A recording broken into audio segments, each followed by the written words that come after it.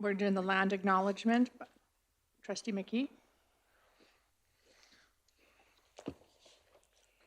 Welcome to our division office, located on the traditional land and territory of the Nassitapi, the Bokani, Kainai, and Siksika, the Blackfoot people within the Treaty 7 region of southern Alberta. Thank you, Trustee McKee.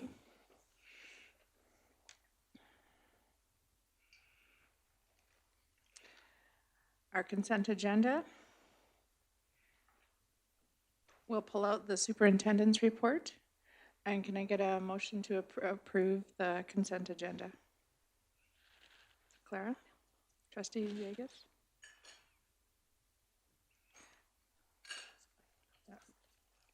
Did anybody else want to pull anything out of the agenda? Okay, seeing none. All in favor? Passed.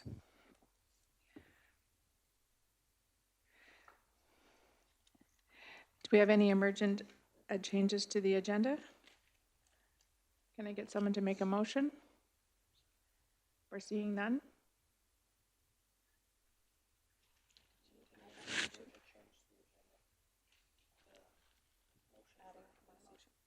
Your motion's already on, but it wasn't changed. We did a change for the E. What was for Poitras? Yeah, we had an emergent change for F10 in addition to the agenda for the Prince Creek Early Learning Board. Sorry, I saw it on there and I forgot we did it. Can I get all in favor for motion as presented?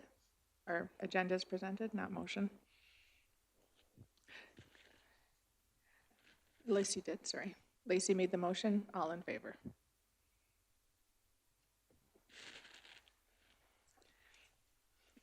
Any declaration of conflict of interest?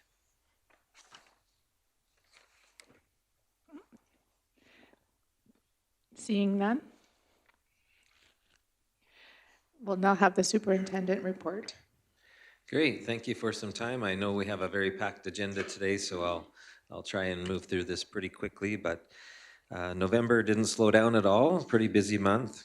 We started off from the last meeting with our board retreat, which was very productive, I thought, and very enjoyable. We have the draft vision, mission, and values that were sent out to get some stakeholder feedback, and so we will have David and Cal, our facilitators, return at the end of January to provide us with an update on any of that input that was selected and gathered. Jumping around a little bit here, I'll highlight also the teacher-to-teacher session. So we're very focused, of course, in Livingston Range about making sure that our new teachers, year 1 and year 2 with us, understand our jurisdiction and our beliefs around numerous areas and topics. But the last session we focused on literacy and had Chad present to them for half the day, and then they switched over to numeracy and had Kathy lead them through some different activities. I was really surprised actually at how many of our new teachers have a numeracy background, either a major or a minor. So that was just a note. Inspiring leadership sessions. So this, of course, are those that are the 18 participants who are looking at it or exploring, I guess, the possibility of moving into school administration or just enhancing their informal leadership in their schools.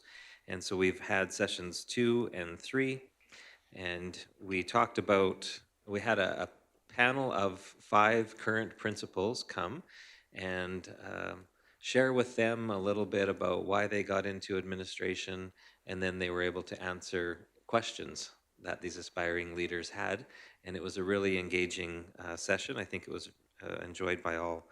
Session 3, we had David George come back and lead the group through leadership and effective relationships, and then we started to get into leadership and effective communication. We didn't get as far as we were hoping, so in the next session, an evening session that's occurring in January, Richard and I will lead them through a little bit more conversation around effective communication. During our monthly admin council meeting, we were fortunate to have Mark Urich from the ATA come and speak to our administrators on professional growth plans.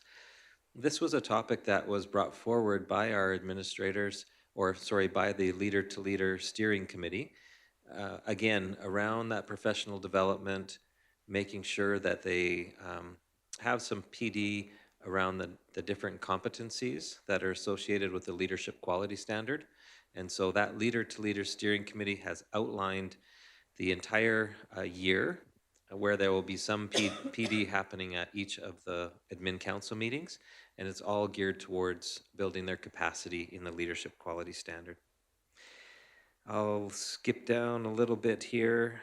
Colony Ministers meeting, Lori was able to attend with me as well as Chad and Jeff and Richard. We met with all of the ministers as well as the German teachers from our colonies, and it was a really positive meeting. I think the overall expression was they're very satisfied with the education that their children are receiving in the colony schools, and very happy to continue their working relationship with us in LRSD. I'll quickly just go maybe to next month. From now until we meet in the new year, of course, the big push will be to try and attend as many Christmas concerts as possible. I know many of you have signed up to attend those events as well, and so we appreciate that.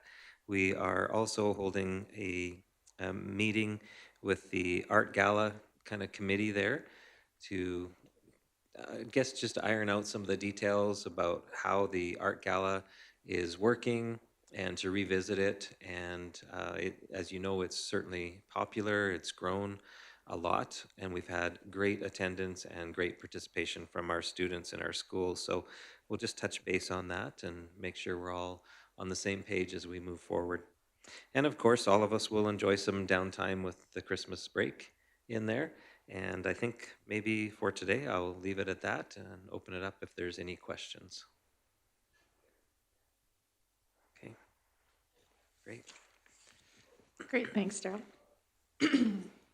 Moving on to our action items, E1, our audited financial statements. I'd like to welcome Mr. Darren Adams to the boardroom. From Avail, he's going to present our draft audited financial statements. The recommendation is that the Board of Trustees approve the audited financial statements for Livingston Range School Division for the period ended August 31st, 2019. Can I get someone to make that motion? Mr. Toon? Go ahead. Okay, thank you for that nice welcome. So what I was planning to do today is to just kind of go through the highlights of the financial statements. If you have a look, I think you've had them for a couple or 3 weeks maybe to read through the details. So today I just want to keep it very high level. I'm not sure if we're going to put them up on the screen or not, but if you look at the index, which is on the second page, you'll see that there's 36 pages of the financial statements, which is an awful lot of information, and I don't propose to by any means go through all that. What I do propose to do would be to focus really on 3 of the pages. Page 5, which is the statement of financial position, shows us our assets, liabilities, and our equity balance at the end of August. Page 6, which are our statement of operations, and page 13, which is statement of operations with a little bit of different detail. So really those are the 3 pages that give the high-level details of the whole financial statements. All the other pages gives additional information and additional details. That's all good information, but I think for purposes of today, I'll kind of focus on the high level. If there's any questions, though, I'll be happy to dive into any of that, or if you want me to go through any of that, those other pages, I certainly can. So like I say, there's 36 pages. If we go into the 3rd page, which is the independent auditor's report, I'm not going to read that report to you. I'll just point out that it's in a new format this year from the one we're used to in previous years. It used to be 1 page, 3 paragraphs that just kind of concisely laid out sort of what the audit was about. It's gone into a lot more detail now, and it is more informative, and it does give you better information about what an audit is about. So I'd say it's, normally I don't say to read the auditor's report because it's pretty boring, but does give you good information. So I would recommend that you actually might read through it once or skim through it at least. The important part is our opinion, and that's moved to the top of the auditor's report. And our opinion is that these financial statements do fairly represent the results of operations of the school division for the year ended August 31st. So a clean auditor's opinion, just like we would always expect. So then if we move into the actual numbers, so page 5 is the statement of financial position. So this is it used to be the balance sheet where we have our assets and liabilities and our accumulated surplus. But a few years ago, when we adopted the public sector accounting standards, we moved to this new format where it's not a balance sheet anymore. It's a statement of financial position that just reconciles down to a total accumulated surplus. You'll see handed out today was another 2-page little summary that I don't think we have up on the screen, but you can follow along if you want. It's just a 2-page summary that I've done myself to summarize sort of the two main pages. And I think this really, my intention is for this to really simplify the financial statements from 36 pages down to give you all the core information into a 2-page summary. So if you look at the first page of my summary, it highlights page 5 of the financial statements. Everything's rounded to the nearest thousand, so we don't want to get lost in the details. And I've highlighted the current year numbers highlighted in the blue shading. So 2019 is the current year numbers, and we have the previous year numbers. And I've also added a column there to show the change or the increase or decrease from the previous year. So starting at the top, how this statement is laid out is we have our financial assets at the top, which financial assets being cash or anything that will be expected to become cash or used in the next year. Then we minus out our liabilities to come to a subtotal of our net financial debt. And then we add in our non-financial assets to come down to total accumulated surplus. So that's how the statement is laid out. Some of the highlights, I guess, are our financial assets this year are $13,475,000, down just under $1 million from last year. And you can see cash is up about $3.3 million, whereas accounts receivable are down about $4.3 million. The main reason is receivables are down is because we collected a lot of the funding that was due to us from the province from previous years. So a year ago, the province owed us $3.5 million, and this year only about $100,000. So we've collected receivables or collected money that was owed to us from previous years, and that reflects in a higher cash balance. So that's our financial assets. Our liabilities this year total $53,814,000, down about $3 million from last year. And the significant liabilities are accounts payables, it's about $2.3 million. That's just your regular trade payables, amounts that are owing at the end of August for August bills for the most part. Previous year was a little bit higher because there was building renovations included in there that made payables a little higher than normal. Then the next 2 lines, I've got them separated out as deferred revenue, excluding EDCR or excluding expended deferred capital revenue, and then I've shown EDCR as a separate line. On the audited financial statements, those 2 numbers are combined into one, 51,410,000. But I've separated them out because they're 2 totally different things. They're not even close to being the same thing. The first one, the $5.7 million, is funding that we've received for specific purposes, and it hasn't been spent yet. And so because it's restricted by the funders for specific purposes, we defer it until it's spent, and when it's spent, then we recognize it as revenue. So the big items there are IMR funding and school-generated funds. And this overall, it's pretty comparable to last year. So deferred revenue hasn't been spent yet. The next line down, EDCR, expended deferred capital revenue. So expended meaning, of course, that means it's been spent. So what this line represents is when we do capital additions that are funded by the province, so basically school buildings. The province funds the school buildings. And whenever we have a new school constructed, we capitalize the school as an asset, and we amortize the building over its expected useful life of 40 years. So we capitalize it and expense it over 40 years. So when we get funding to build that school, we're doing basically the same thing with the funding. So we're capitalizing the funding as EDCR. Rather than recognizing it all as revenue in the year that we build a school, we're deferring the revenue as EDCR, and we're going to bring it into revenue over the same 40-year period that we expense the related school building over. So it shows as a $45,657,000 liability.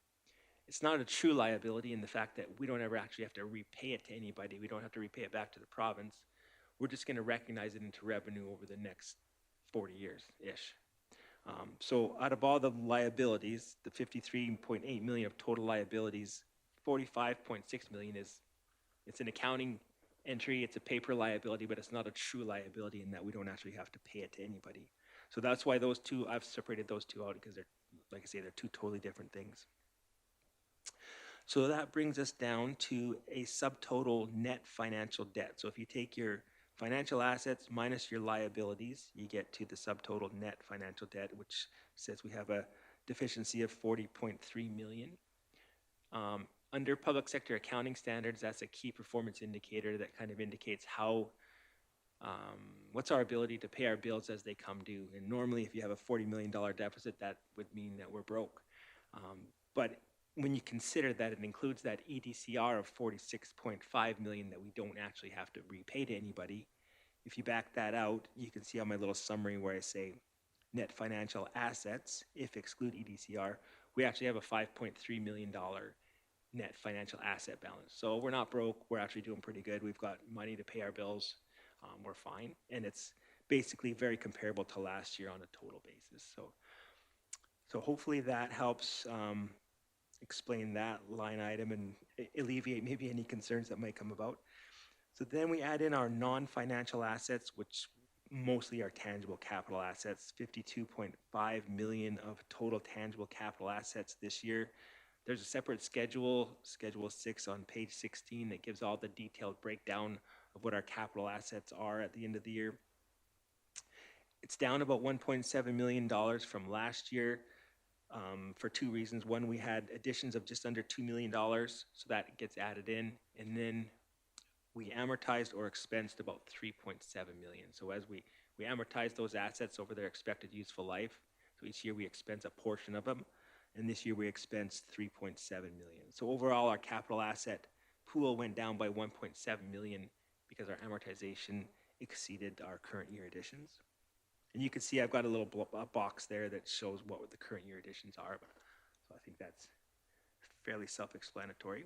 So that brings us down to our total accumulated surplus, just over $12.5 million. So what that number would represent would be the total excess of revenues over expenses since the very beginning of the school division. However many years the school division's been around, I'm not quite sure, but a lot.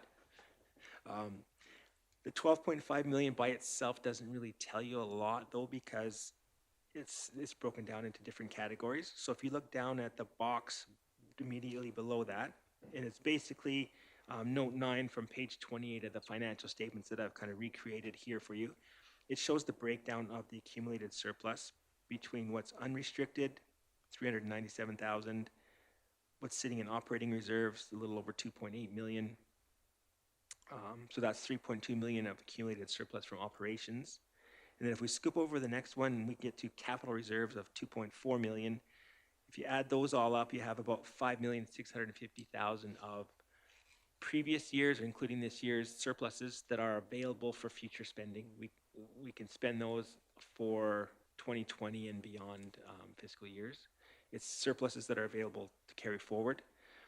And if you look at it on a monthly basis, or your total revenues and expenses are somewhere in the neighborhood of $54 million, it's about a month and a third worth of expenses that we have sitting in reserve. So it's not an excessive amount by any means, but it does give us a little bit of comfort. The other item in accumulated surplus, 6,920,000 investment in tangible capital assets. That number can't be spent. It's already been spent and invested in our capital asset pool. So it's still surplus because we have the assets and the service potential of the school buildings largely. But it's not spendable surplus because we've already spent it and it's sitting in other assets. So that's why that number is split out separately as well. So out of the two major pages. This was one of them. I don't know if we want to do questions all at the end or if we open it up on each separate page. It does not matter to me. Does anybody have any questions for Darren at this point? Nope. Nope. Continue Okay. on. Good deal. So if we turn over to the second page of my little summary and to page 6 of the Alberta education style financial statements. So this is our statement of operations. So it shows us our revenues and our expenses for the year ended August 31st. And it also shows us our budget. So this budget is the spring budget. That's what we're required to present here, even though we do a fall update, which I know you're just currently doing now for the next fiscal year. The budgets that are presented in the financial statements are the spring budget. So if you look at the revenues, here you can see our total revenues, $54,259,000, up about $150,000 over last year. Basically a same as last year type of total revenue, very, very, very similar total revenues. You can see the breakdown, and of course the biggest revenue source that we have every year is from the government of Alberta, and that's down about $74,000 from last year and about $425,000 over budget. Funding is largely due to the number of full-time equivalent students that we had. We were down about 27 students this year, but we were 209 over what was budgeted. So our revenue is higher than budget, largely because we had more students. I'm not sure how much detail you want to go through, but you can see the next few significant line items. I do have comments in my summary that kind of explains the ups or downs and the difference from budget for the most part. So overall, we're $1.7 million over budget in our revenue lines from Government of Alberta funding. Our federal government or First Nations funding is also over budget because we had more students than we budgeted for. And then our investment income and rental and other is over budget for two reasons. One is I think the budget is maybe a little conservative on that side. And the other one is we traded in sort of an asset for an asset. So we transferred 1/3 of the GRA Davis building and land and then we exchanged that for land to be used for the future maintenance transportation facility. So that basically generated an $88,000 gain on disposal, which is included in there as well. So that's the revenues. The expenses you can see on my summary are the same totals as you can see on page 6, but they're split out differently. So they're split out by object rather than by department, I guess. So rather than showing by instruction or plant O&M, I've got them shown here by salary and benefits, services, contracts, and supplies, and other. And that's how they're separated out on page 13. So if you look between page 6 and page 13, it's the same numbers, just shown in different format. In total, our expenses this year were $53.7 million, down about $773,000 from last year, but about $700,000 over budget. And the biggest expense, of course, that we have every year is salaries and benefits. And you can see it's split between certificated salaries and benefits and non-certificated. Certificated is down a little over $1 million in total from over last year. Basically, we had one fewer full-time equivalent, but we also had some retirements that were replaced by people that were lower on the grid. And also, every year the province contributes directly to the Alberta Teachers Retirement Fund, and we record that as a revenue as an expense. This year, the contribution that they put in was a little bit lower than last year. So overall, our certificated salaries and benefits is down because of replacements and because of that lower contribution. Non-certificated salaries and benefits is very comparable to last year. It is a bit over budget, and that's basically due to full-time equivalent number of teachers budgeted versus actual. So we had more FTEs than were actually budgeted. So overall, our salaries and wages were down $750,000 or about 2%. The other expenses are all basically lumped together as services, contracts, and supplies. And you can see I've got a few comments on what makes up that balance. So it's 12.8 million this year versus 13 million last year. So pretty close to the same number in total. So that brings us to a bottom line. This year we had a surplus.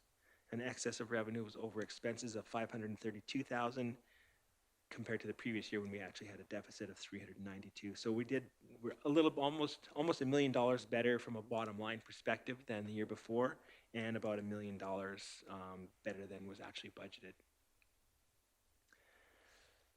And so that's all the very high level numbers. I don't know if we want to go through any of the other pages or schedules.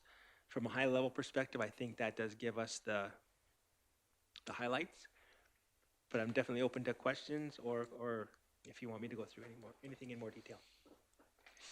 Trustee McKee?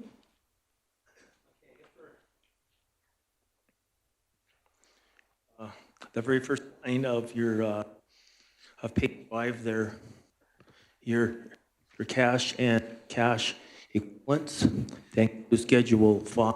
Trustee McKee, could you just pull your mic forward towards you? The whole box? Closer? The whole box, yeah. Thank you. Okay, we'll try this. Is that hearable? Yes. Okay.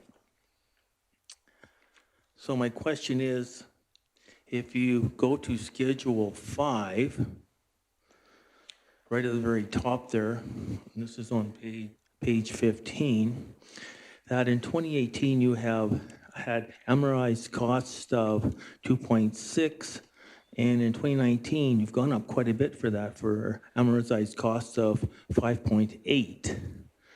So you either amortize loans or amortize buildings. Why would we have that increase from 2018 to 2019? Yeah. So basically, don't worry about the wording amortized cost. This is the Alberta Education's wording. So really, it's what we have in the bank, or our cash in the bank. And this year, our cash is a lot higher than last year, largely because we've collected amounts owing to us from the province. So last year, the province owed us grants and funding from previous years, and this year we collected it. So our cash is quite a bit higher this year than it was last year. Okay, thank you. You're welcome. I'll just add to that, the receivables that we received were some of the outstanding funds that we had for capital projects in the past, so the Fort McLeod project, the Claris Home project, and we received our second payment for IMR in September, so the majority of the receivables that we received were based on those numbers. Any other questions? Trustee McKee, did you have another one? Just one more question. This deals with your deferred contributions. This is on page 26.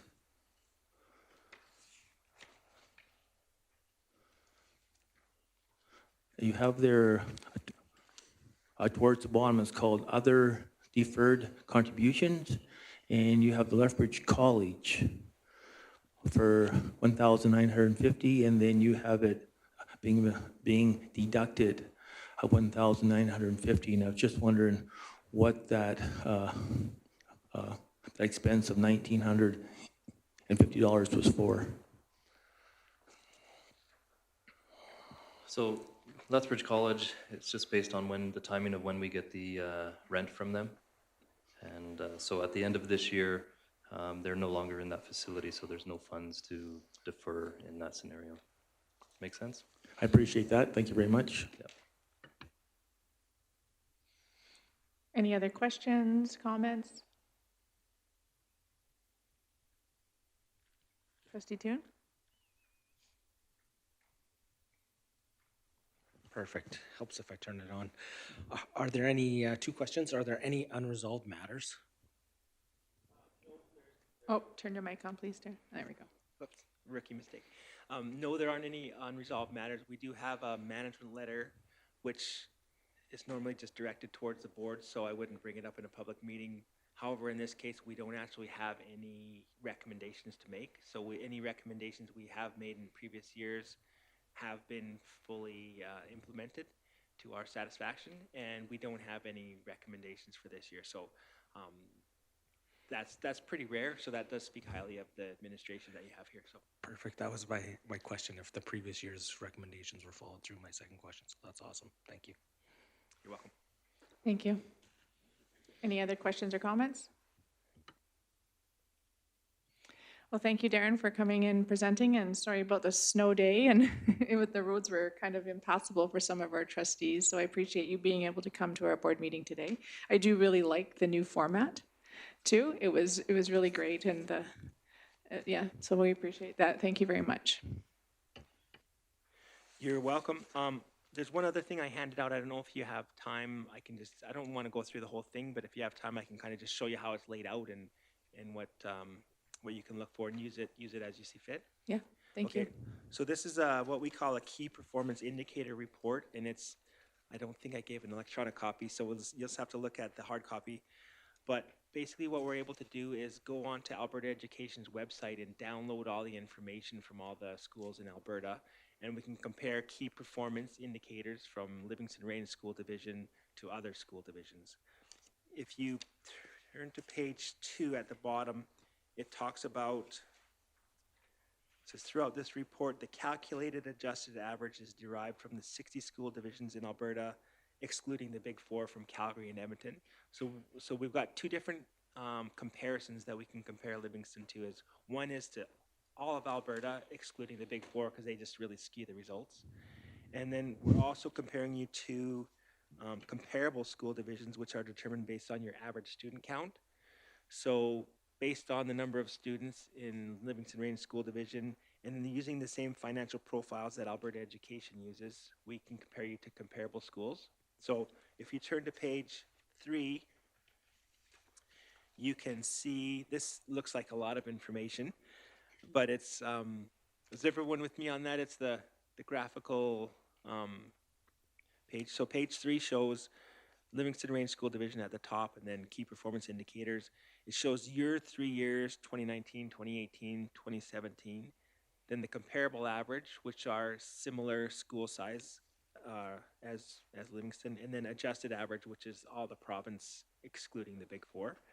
And I won't go through every line by any means, but if you look at a couple lines down, total FTE, that's basically the total employees that we have. So Livingston has 440, whereas your comparable average has 544. So we're a little bit smaller than the comparable average, but that's just kind of the bracket that we fit in.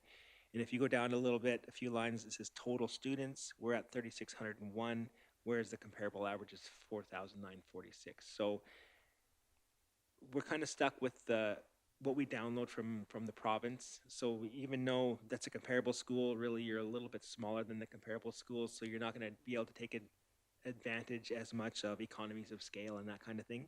But it gives us a better comparison than the adjusted total average, which is over 6,000 students. So I won't go through all of them, but you can see how you compare on your 2 or 3 year trend, and you can compare to the total comparatives. I guess the one that I would highlight would be right down at the bottom of that first graph says modified net financial assets. When we looked at the balance sheet on the financial statements, where we had that big net debt figure, and then when we modified it to say, no, we don't actually have a huge net debt, we actually have $5.3 million of net assets. So that's modified. So we have 5.3. When you look at our comparables have 5.9. So we're pretty close to the comparables, but we're a little bit under. So we're in a good spot, but we're not by any means excessive, and we haven't had excessive surpluses, but we're right there in the mix. And considering that we're a little bit smaller on school size compared to our averages or the comparatives, we're pretty good. And again, for interest of time, I'm not going to go through all of these, but if you turn to starting on page 5, you can see the different graphs, and there's 10 or 12 pages of different graphs. And here you can see the 4-year trend from all the schools, the comparatives, and then the green line, of course, is Livingston Range School Division, and we have 2019 figures, so we can give all 5 years. But for the comparatives, we won't have 2019 figures until all the schools report and the province posts them. But a couple of the graphs that I find interesting, one is on page 6. And I think they're all interesting, but I guess just a couple of the highlights. One, page 6, the second one, total salaries and benefits per student. So when you figure out your total salaries and benefits divided by the number of students, Livingston has a cost of about 10,300 this year compared to the comparables of about 9,800 last year. So we're about $500 over the comparatives on a total per student basis. And that's probably to be expected given the spread of Livingston Range and probably some small schools in there and stuff. So I don't really have an analysis of why it is, but I do just find some of these interesting, and there's probably something that you look into, or you probably already have a good answer for them. But another one that I find interesting is on page 9, which is the number of students per certificated full-time equivalent. So basically students per teacher ratio, and we have 16 students compared to the comparable of 18 students per full-time equivalent. So whichever side you look at it, we're either better because we have smaller class sizes, or we're worse because we haven't been able to use those economies of scale. But that graph and the previous one probably go hand in hand, I think. Then there's a bunch of other good graphs in there as well. If you flip to near the back, page 16, so page 16, 17, and 18 is all the raw data. There's a lot of information in here. But basically that gives the 5 years of raw information, and at the top in the middle you can see it says this division. So Livingston Range School Division, this is your numbers on page 16 for the last 5 years. Page 17 is the comparable average. So this is all the raw data for similar sized schools. And then page 18 is the raw data for all the schools. So if you're trying to dive in deeper on any of the numbers, this is kind of the raw data that we pulled from the website. So hopefully you find those interesting. I think they provide some good information, and not necessarily answers, but maybe places to ask questions. So that's everything that I had. Anybody have any questions at all on this? Trustee McKee? I'd just like to thank you. I just found this document that you were just reading from, but wow, that's pretty detailed. And thank you for the summary that you've done on that. That's quite interesting. Well, maybe bedtime reading material, but it's still going to be interesting. You're welcome. Yep, I also echo Trustee McKee's comments. This will be beneficial to us looking into the future too. Thank you. You're welcome. Seeing no other questions for Derek? Nope. Can I get all that the Board of Trustees approve the audited financial range school division period? Moved by Brad, all in favor. Thank you, passed. So typically after this, we take a 5-minute break just so we can sign the financial statement. So the board chair, the superintendent, and myself have to sign the financial statement so that Bill can send them into Alberta Education. Okay, we'll take a 10-minute health break. Oh. If we're back early, that's good.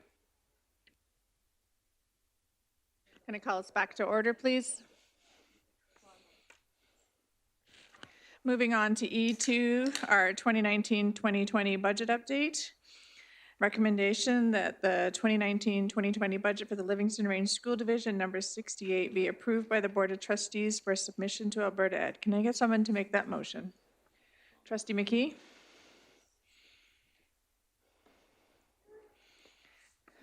Mr. Perry? I tried to delay as much as possible, thinking that Anthony would take over this one, but no such luck. Okay, so the document that we have here, we sent out to you electronically, and it's up on the screen here as well.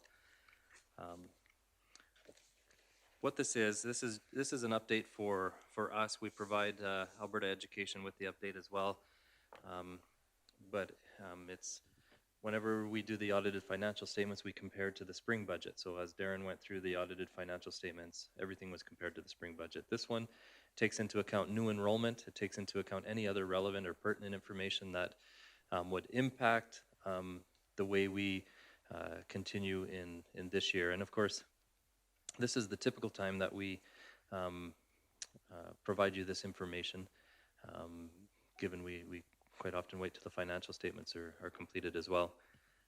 But I'll go through this document. We're required to provide comments on the yellow areas. I don't know if you can see that on your document. Mine is in color, but typically anything over 5% or 10% depending on the area. 5%, I guess. But I provided comments in other areas as well. So the last sheet, and this will be posted on our website. The last sheet is the comments area. I don't know if you've had time to go through those. I will go through them just briefly. They're in relation to the very first page. So if you're looking at this document, it has a comparison as to what the spring budget was and what our budget is in the fall, okay? And these are the numbers that we'll use to compare to during the year for a variance analysis. There's a couple changes right off the bat. Alberta Education and Alberta Infrastructure. Based on the reporting requirements, we had to move some of the revenue that we were recognizing in Alberta Education to Alberta Infrastructure. So it's a little bit different to look at. It looks like we go from 46.59 million in the spring for Alberta Education to 44.78, but in the spring, part of that Alberta Education revenue was in that number, and so you have to compare the net of those two, and it's about $1.2 million. And so that's what the first statement is talking about. As per reporting requirements on the audited financial statement, the deferred revenue that is related to past capital projects and recognized at the same rate as the building amortization is now recorded revenue under infrastructure, so it's moved down a line. But the net of that is 1.2. And overall, the revenue increase is not something that we needed to comment about, but I felt given the time that we're in and the announcement of the budget and the reduction of funds to schools that it was worth making a comment in that area. And so although Alberta Education and Infrastructure revenue increase was less than 5%, this comment is in place. The overall reduction in funds for Livingston Range School Division from the October budget announcement was a decrease of almost $800,000, so $789,000 from the prior year's funding. The division was conservative in their budgeting and anticipated some reductions, namely the Classroom Improvement Fund and the nutrition funding. The increase over the spring budget was mainly due to the fact that an additional 84.5 students enrolled above the numbers that were budgeted in the spring. So the offset of the decrease that we had from the budget announcement was the increase in the number of students that we had not budgeted for. So half that number of students were the increase from the prior year, but we had budgeted around 80 students less in the spring. In addition to that, an increase in the PUF budget, as this was originally budgeted conservatively, and the announcement that the nutrition program would be continued was also funded, and we anticipated that that would not be. In addition to that, IMR funding was increased by $541,000 from what we received wasn't increased, but the amount that we anticipated expending was increased. And of course, Darren mentioned that we recognized the revenue at the same time as we recognized the expense. And so those are the major areas as far as why the revenue increased versus a decrease. The First Nation area funding increased based on a slight increase to the rate, but we had not budgeted for the inclusive component of that grant. We recognized while we were doing the financial statements that it was much higher than we had originally budgeted in the prior year, and in the spring we had not budgeted at that rate, so we increased that rate, and that added to the amount that the federal government would be providing via tuition agreements. That's the majority. Other areas in revenue with regards to increases is the other sales and services. And again, we conservatively budgeted that for the schools, and when we received the feedback from the schools, it was much higher than they had budgeted in the spring. And when we looked at it, it was more comparable to what had been received in the past 2 years, and so that amount has been increased as well. And so that's investment income. At the end of the day, when we had made the allocations of investment, we realized that investment funding is a little bit higher. Interest rates were a little bit higher last year, and we anticipate that being this year. We made an increase there as well. So the overall increase to funding is about $2.18 million from the spring budget. Any questions on the revenue side of things? No? Yep, go ahead, John. Go ahead, trustee McKee. Could you just explain that other sales and services, like what that actually curtails? Yeah, other sales and services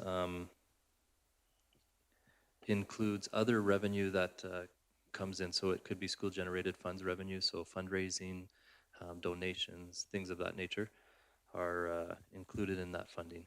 And so, like I said, the number that we had used in the spring, the schools were conservative when they provided that number. And when we came to the fall, they gave us different numbers, which we include in this update. And just as a comparative, we looked at the previous 2 years, and the number this year that they gave us in the fall is much more comparable to what has been actual in the past. And so it was reasonable to include that, and therefore there was an increase based on what we had budgeted in the spring. Does that answer your question, John? Yes, thank you. Yes, thank you. Okay.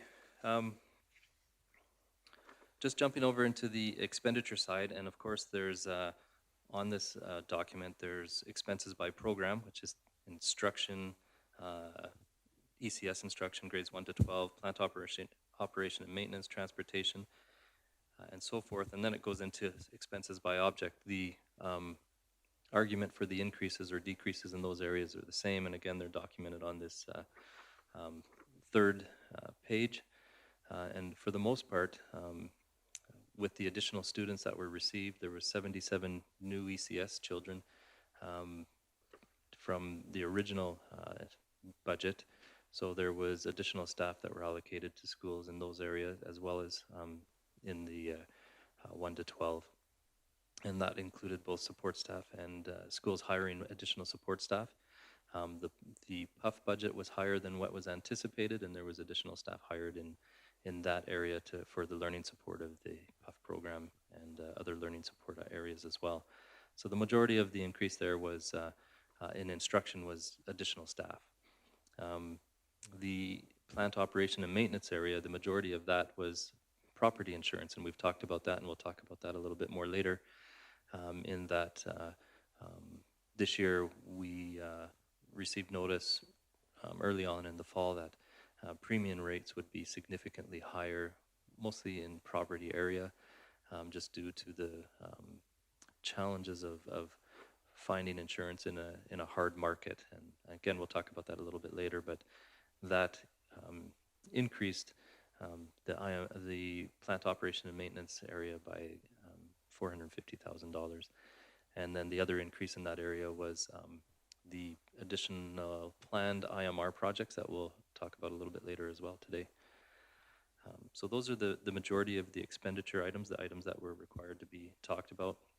Amortization went up a little bit just because we purchased more items last year than we had in the past. And so when you have more capital items, then the amortization that you're recognizing over time is increased. And so that's why that has increased. Any questions with regards to the overall expenditures?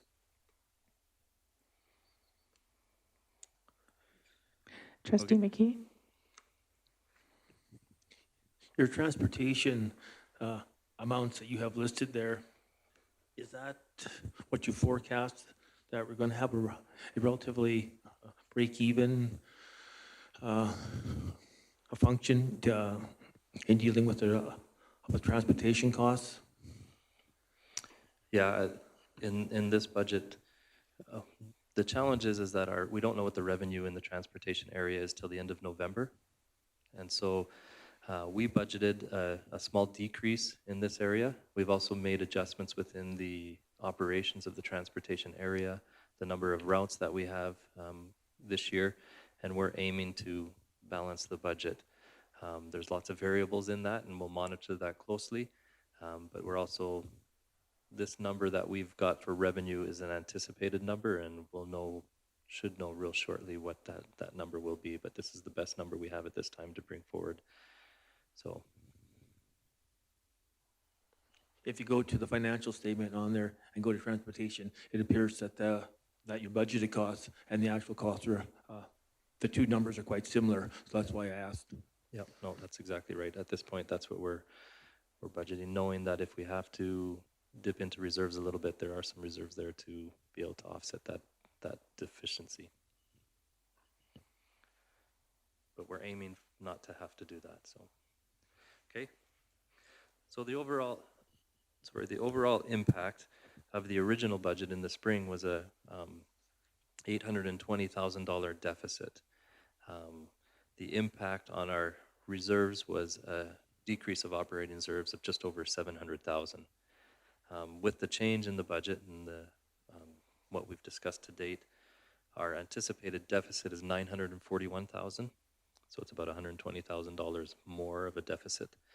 And the impact on our operating reserves is about $810,000.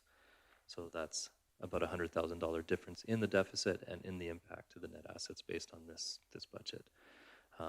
So this means that we're anticipating using just over $800,000 of our reserves to maintain where this current operational budget. That actually is planned, and it was planned from the original spring budget, given the fact that we need to use those dollars to support the kids today. And we wanted to maintain some of those programs that were very important to us. So when we lost the Classroom Improvement Fund, we had used those dollars to maintain some really important programs within the jurisdiction. It was the commitment of the jurisdiction to continue those into this upcoming year and to use reserves to do that. And so that's the continued plan of this budget. The additional $100,000 in deficit and negative impact to our net assets is just based on the budget announcement and some costs that we needed to incur with additional enrollment and so forth. So, and I think that's all I have, unless there's other information in here with regards to FTE of students, FTE of staff. You can read through that and see, but it's not significant, even though it requires us to make a comment on. Any other questions or comments for Mr. Perry?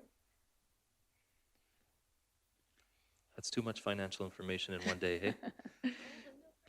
I appreciate that our budget reflects students come first and that we're very conservative in how we approach things. So thank you for presenting everything that you guys have put together today, Anthony and Mr. Perry there. I know that we all appreciate it as a school district too. Yes, Mr. Burdette, Trustee Burdette. I also appreciate that we had some foresight in looking ahead last fall, so that we're not in the mix with other school divisions that didn't make adjustments until they saw this budget. I mean, I think it was really good that we planned ahead and that the impact of the budget when it came is basically not much. It's nil, and I think that was wise, and I'm glad we did it that way. Thanks. Any other, Trustee Toon?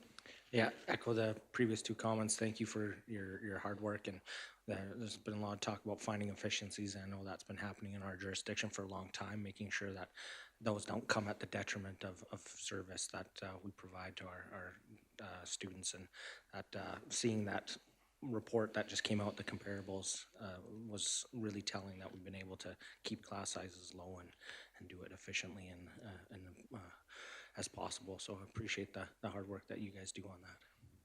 Thank you. Thanks. Any other questions or comments? Okay, motion was made by Trustee McKee that the 2019-2020 budget for Livingston Range School Division number 68 be, we actually should remove that number 68. Be approved by the Board of Trustees for submission for Alberta Ed. All in favor? Passed.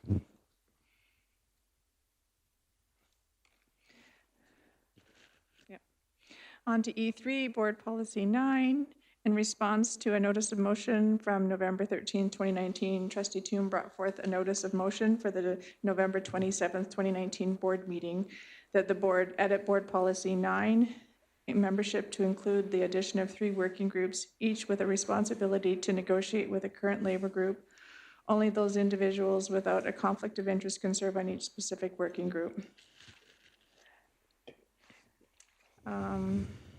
Negotiation with labor groups is a key role and responsibility of the board. It is vital to protect the integrity of those negotiations and at the same time allow as many members to gain this important exercise. Trustee Tuniagas will provide a proposed update to the board policy 9. But at this point, I would like to remove myself as chair and see if the vice chair would like to chair this. No, I would like to turn it over to Jeff, if that's okay. Mr. Perry, would you please chair this portion of the meeting? Well, is there any other members of the board that would like to chair this? Okay, seeing none, Mr. Perry, would you please chair this portion of the board meeting? I can. And so you read through the opening remarks of this, and it is, so the motion that, did you read through the motion then? No, I did that. I removed myself before the motion came. Okay. So the motion that would read that the Board of Trustees approve the board to edit Board Policy 9H3, membership to include the addition of 3 working groups, each with a responsibility to negotiate with the current labor group. Only those individuals without a conflict, or only those trustees, or individuals without a conflict of interest can serve on each specific working group. So is somebody willing to make that motion? Brad? Okay. Brad, do you want to speak to that? Yeah, I'll briefly start and then turn over if Claire, as the other mover of the motion, wants to speak to it.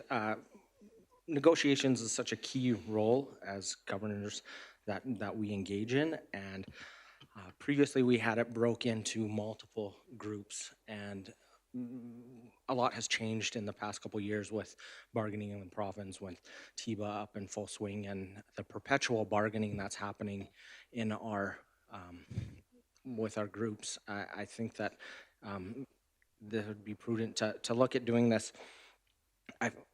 In the way it is structured now, all the groups are negotiated under one heading, and there are some advantages to some of the continuity with that. But I think that it does a disservice in that we are excluding people that might have an expertise in it, but might have a conflict of interest. If you had a spouse that was in one of those groups, it would preclude you from being a part of any of those negotiations because that conflict of interest would be there. And that's there for a reason, because the optics of having somebody at the table with a pecuniary interest, if you're negotiating an increase for one group and your spouse is a member of that, that could be seen as detrimental or hurtful to the negotiations. So that's been in place, and that's been the practice that this board has taken for multiple years, and as long as I've been on the board.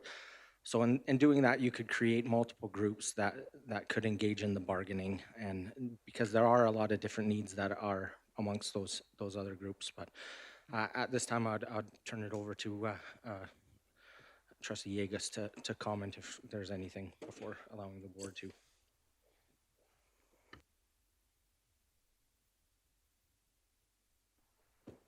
Trustee Yegas isn't organized. Yes, when I got on the board, we had 2 groups. We had the certified and we had the non-certified. And the reason we went into it, because it just seemed like with the certified, with the ATA, negotiating with the ATA, we didn't do it for a couple of years or things like that. So we decided to put it together. But now, as Trustee Toon said, things are getting with our negotiations with the ATA that it seems to be almost continuous, because you go from one contract and they overlap, and you keep, because they have both provincial bargaining and then you have local bargaining. If that's going to keep going on, who knows? But that's, I think right now, we have to look at that bargaining with our ATA versus bargaining with CUPE, which I know we settled for 2 years last time. And then there's also our bus drivers. So I think it would be important to separate them again, because I think the circumstances have changed that made us put them together. Also, I think we really have to look at when we talk about negotiations, it is a set of skills that you have.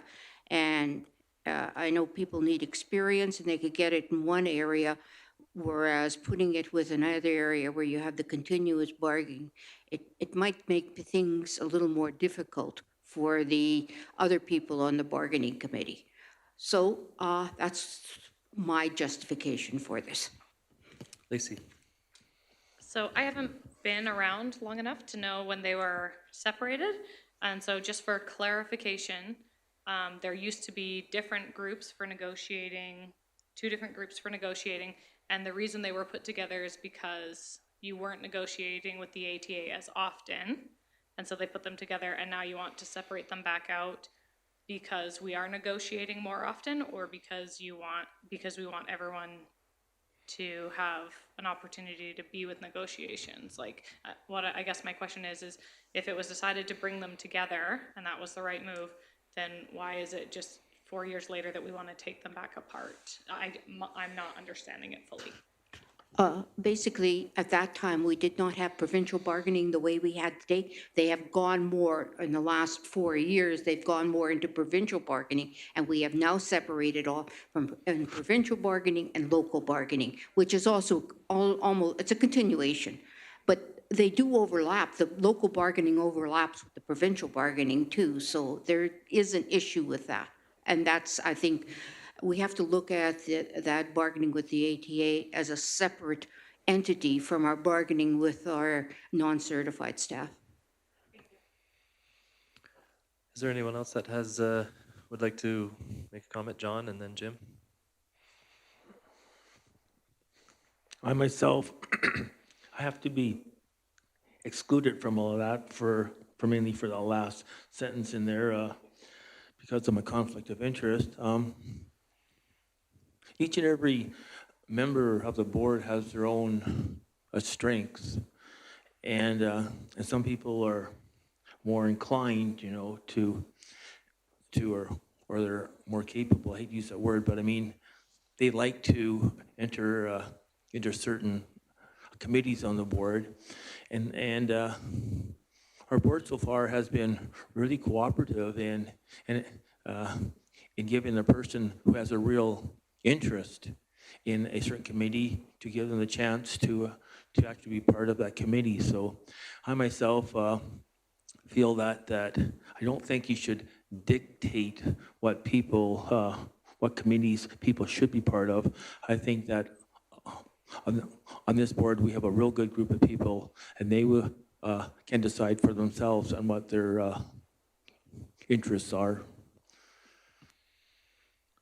Go ahead, Jim.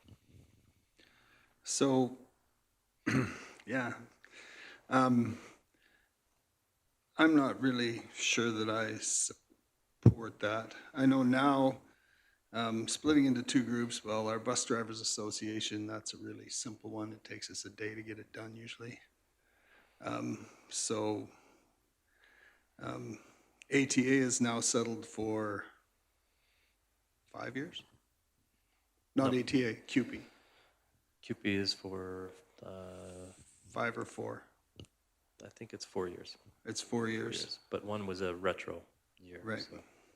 So 3 more years. So it's settled for 4 years, and so now in the near future, we're going to just be doing ATA. I believe there's something to be said for continuity. I think we changed the structure of all of our committees to give people 2 years in a committee and in positions for continuity. And I believe that continuity in this particular committee is probably even more important than in some of the others. And so I would say, I mean, if we want it, I guess if we want to give people more opportunity to be part of these committees, then we need to go back to voting them in once a year instead of every second year. But I think the 2-year thing for continuity is good in committees, and I think we should just stay with it the way it is right now. Any additional comments? Greg? I'll just add that I support Jim. I agree with him that the continuity, having the people on there, doing each one is important, and that the opportunity already is there for other trustees after the, at the 2-year period to get involved in labor. Go ahead, Lacey. Just so I get a understanding of where this is going also, if it had 3 separate negotiating groups, would it be mandatory then that someone sit on, like everyone sit on one of those groups, or could that potentially be made up of the same 3 people on all 3 of those groups, or, I'm just not, I'm Brad, just do you looking want for to speak to clarification that there. clarification? There's nothing in there that dictates that everyone must be. The word dictate was used before, and there is nothing that dictates anyone be a member of that. We talk about positions and not people, so really that want to leave it open. And the board has said that we're going to focus on making sure we get the best people in there, and so that would still remain going forward. That we'd have those individuals going on there. And just to add that. Someone having a desire doesn't get them on a committee. Every year, this is a committee that multiple people get not voted onto. And my entire time as a trustee, there's been people.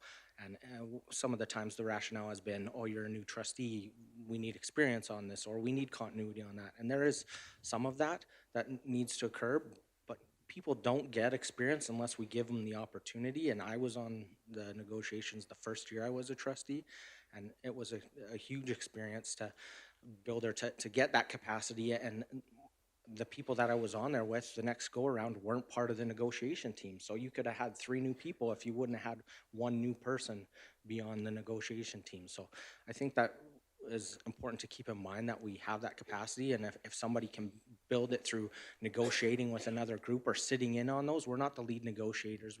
Our role as trustees as governors to bring the public perspective in there and talk about our communities. And the smaller the amount of people are, the smaller the focus could be. You could have people that are just from one part of the jurisdiction doing all the negotiation, and you won't hear the challenges brought to the table from other areas because they're not being brought forward. So I think it's important for us to focus on getting the best people in there, and that's what we would continue to do going forward, and not make it, well, if somebody wants to be on there, that's not how we set up our committee. I'm just going to go to Lori. Do you want to comment? Okay. Thank you. I agree with some aspects of this. As a new trustee at the beginning of my term, and I've been on the board just 8 years, I was on the negotiating once, and I've never been able to get back on. I think it's always something that everybody should be a part of, because it does make you understand our roles and what's truly happening at the provincial level, at the local level, and you do bring your perspectives from hearing your local context too. Not that we don't have discussions about it as a board, but I think in learning our governance and our roles, I do think it's important to understand the negotiating part of it too. Everything has changed so much, and even if you're getting the information back from our labor committees, sitting there and getting the perspective from the other side is always going to be better PD for yourself. Lacey? No, you're good? Okay. Brad, did you have any other comments to close?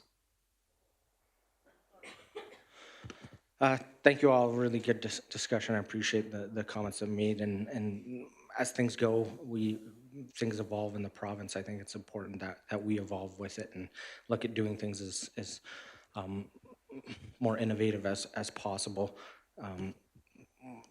The 2-year term thing is something that the board put in place so we could have continuity, but with the implement of the Education Act, it stipulates that everything needs to be a 1-year term. So it's something that we need to look at going forward, that we do have in policy that we will have a meeting every year, an organization meeting, and it would give us opportunities to make amendments to committees in that nature. I don't feel this would change at all because we're in the middle of negotiations. This wouldn't change the current negotiations team at all. This would be similar to what we did with the audit committee. You make a motion and then it's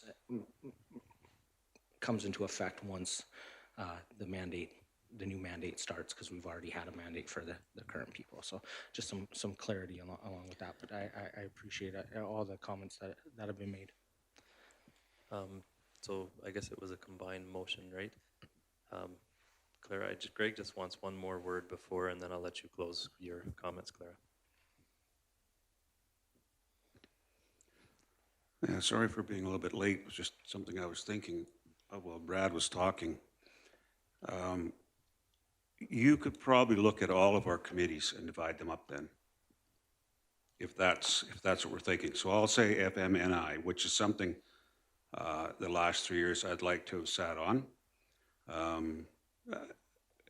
But I had lots of other committees, and I knew there were 2 other people who really enjoy doing it and are experienced at it.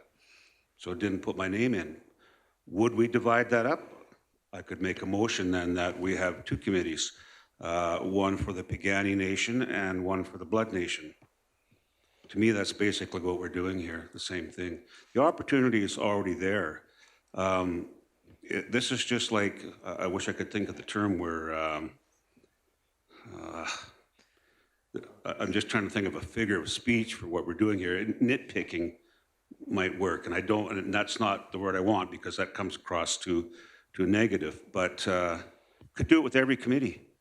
I want to be on that committee, so I bring forth a motion to divide it up, give myself the opportunity. So yeah, I do not like the idea whatsoever, and it is good for everybody to be on negotiations.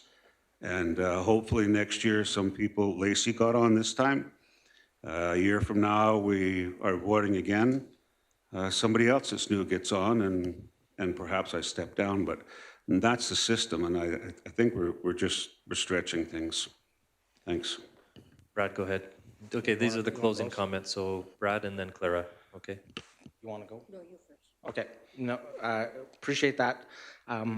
I feel that the negotiations is completely separate from because there are things that having a spouse as a staff member wouldn't preclude you from being on anything, FNMI or otherwise any of our other committees. There is greater weight of responsibility when you're negotiating the livelihoods of our staff, and I take that with great importance, and I think that it's at another level of what our regular bargaining is, and we don't have the opportunity in a year from now, because we said that we're going to do this on 2-year terms. So it's a one, if you don't get on the first at the start of your term, you have one shot to do that, and to have somebody that might have knowledge or expertise or be a passion for something and bring something valuable to the table and be the best person for it, to not have that opportunity because their spouse could be a bus driver or support staff or a member of the ATA. So I think that it's important that we take this into consideration when we want to do the best job we possibly can. I think this gives us an opportunity to do that. Thank you. Clara? Yeah, once again, I'm agreeing with Brad, because I think negotiations are, like, you are dealing with our staff, with the people. And we have to look at this in terms of if we want people to get experience, like, even though perhaps our non-certified staff do not have, like, they're not all the time, but that's a good way, which I know that's the committee Lori was on that time, was the non-certified one, and she did gain the experience on one. At that time, we did not have the ATA. We were not negotiating because they were on a 5-year agreement. That's not going to happen. Well, I shouldn't say that. We never know what's going to happen, but the probability of another 5-year agreement is not very likely. So I think with negotiations with the ATA and that, if we divide it up, then we're going to be keeping this continuity. And we always got to remember that with something like negotiations, we need to have people who have not only the history of negotiations, but also sometimes, the experience with negotiating. And you're not going to get that well, you have to be on it sometimes, but I think maybe you have to look at which area you want to be. And this gives a lot more opportunity for people. We did not have a problem with it in the past when we had the two committees. There was only the one reason we combined them, and that was because we were not negotiating that much with either group. Now we are, and I think that's the way it's going to be in the future. I hope you vote with us. Okay, with that, I'm going to call the question. So if you vote in favor, you're in voting that the Board of Trustees approve the board to edit Board Policy 9H3 membership to include the addition of 3 working groups, each with the responsibility to negotiate with the current labor group. Only those individuals without a conflict of interest can serve on each specific working group. Okay, so I'll call the question. All in favor? All opposed? Okay, the motion is defeated. Okay, I'll turn the chair back to Lori. Thank you, Mr. Perry. Moving on to E4, our 3-year education plan and AERR. Recommendation that the Board of Trustees approve the 3-year education plan 2018 to 2019 annual results report for Livingston Range School Division. Can I get someone to make that motion? Mr. Long. Mr. Seguin, I'll turn it over to you. Great, thank you very much. It's my pleasure to take you through this important document. This is a lot of work each year, and it captures several pieces of input and feedback. The trustees attend school council meetings and listen to parents there. You're engaged with community members elsewhere. You have opportunities to interact with the Regional Council of Student Leaders and hear student voice. We have committees that liaise with our First Nations groups. There are lots of different pieces of information that come in to you as trustees and to us as senior management. And so we take all that information, we look at the Alberta education and the business plan, and then we come up with ideas and strategies that will meet the needs of our students. And so this, I believe, is a document that captures all of those good things that we have underway, that we have done in the past year, and that we will do in this current school year. So I'll take some time and go through that with you. And that is why this report is called an Annual Education Results Report for 2018 and 19, because it does take a look at the data from last year, and then we provide comments in there about how we did. And then it also looks to the future, and it's a 3-year education plan from 2019 to 2022. Even though we revisit this annually to do any course corrections and minor adjustments, it does set the course and the vision for our school division for the next 3 years. So I'll take you to, I guess it would be page 3, the contents page. And in there, I want to point out where it says 13, 17, 19, 21, and just draw your attention to the new goals. Now, some sound very similar to the past business plan from the government, and there used to be 5. And so now there's 4 outcomes that we are charged with achieving in our school division and every school division across the province. Outcome 1, Alberta students are successful. Outcome 2, First Nations, Métis, and Inuit students in Alberta are successful. Outcome 3, Alberta has excellent teachers, schools, and school authority leaders. And outcome 4, Alberta's K-12 education system is well governed and managed. Now, I'll just skim over. Sorry, I said page 3, and I see that it actually starts numbering where our pictures are, where the Board of Trustees and Senior Admin. So page 2 has the accountability statement. Sorry, Nikki, the other way. It's actually, there's some lead-in and preamble, and page 2 is the accountability statement. For the most part, we are scripted in there to have to say certain things, the beginning parts, but where it's unique to every school jurisdiction, you can add in more information. The part that we've added in is the priority areas, or the WIGs, we call them, wildly important goals. And so you will see strategies and outcomes aligned to 3 pillars or 3 target areas of leadership, academics, and culture. And so if we go to the next page, it's the foundation statements. You will recognize these. These have not changed for several years. However, you know that the board, you're undergoing a review of these right now and a consultation with stakeholders that has started at the board retreat and will carry on into the new year. So even though they are the same in this document, we are revisiting them and they may change in the future. The next page, we have stakeholder and community involvement. Just a quick review here that every school goes through their school-based data with their school councils and with school staff. And trustees, you also attend those school council meetings as well as regional school council. And so you're very familiar and kept up to date on how our individual schools are doing, as well as the jurisdiction. Something new that we would like to implement this year, of course, as you can see in the 3rd bullet, where every school would display scoreboards in the school, highlighting their school priorities and their progress. And so it's something that we'd like to try in our schools. Currently, we do have some schools that post up their results right when you walk in the building. At certain schools, there are bulletin boards and they have their school results. They might have their school priority areas and what they're working on, and it's very visible. We'd like to make sure that that sort of practice is happening in all of our schools. So it's very clear when you walk into our buildings, what is this school about? What are they focusing on? And what are they looking to do for improvement? If we move to the next page in this document that we submit to Alberta Education, it's the profile of our school division.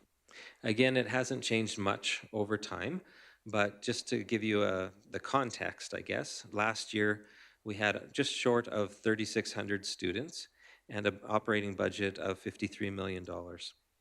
You know that we are very geographically spread out in our jurisdiction, and so that's a little bit more of a context, which is very important because we have these 3,600 students divided out over 14 schools, 13 colony schools, 4 outreach schools. We have a virtual school, right? We have lots of different modes and ways that our kids are educated. Some of that is great opportunities, and at other times it presents great challenges to us in being able to offer, the breadth of programming, right? And I think we've done a really good job as a jurisdiction in trying to make sure our students have wonderful opportunities for them, much like they would if they were to attend a school in an urban center. We've tried to bring those courses and supports to our schools, but just so you're aware again, and I know you are, that is a challenge that we do have.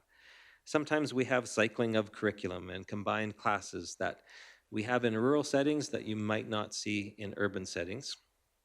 But again, even though that's a challenge, we also have the opportunity of having lower class size averages than the rest of the province. We're pretty good in that area, and I'll show you a little bit more as we go through the document where those results are and the data is to support that. We, around trying to, so this is the page 6 now, Nikki.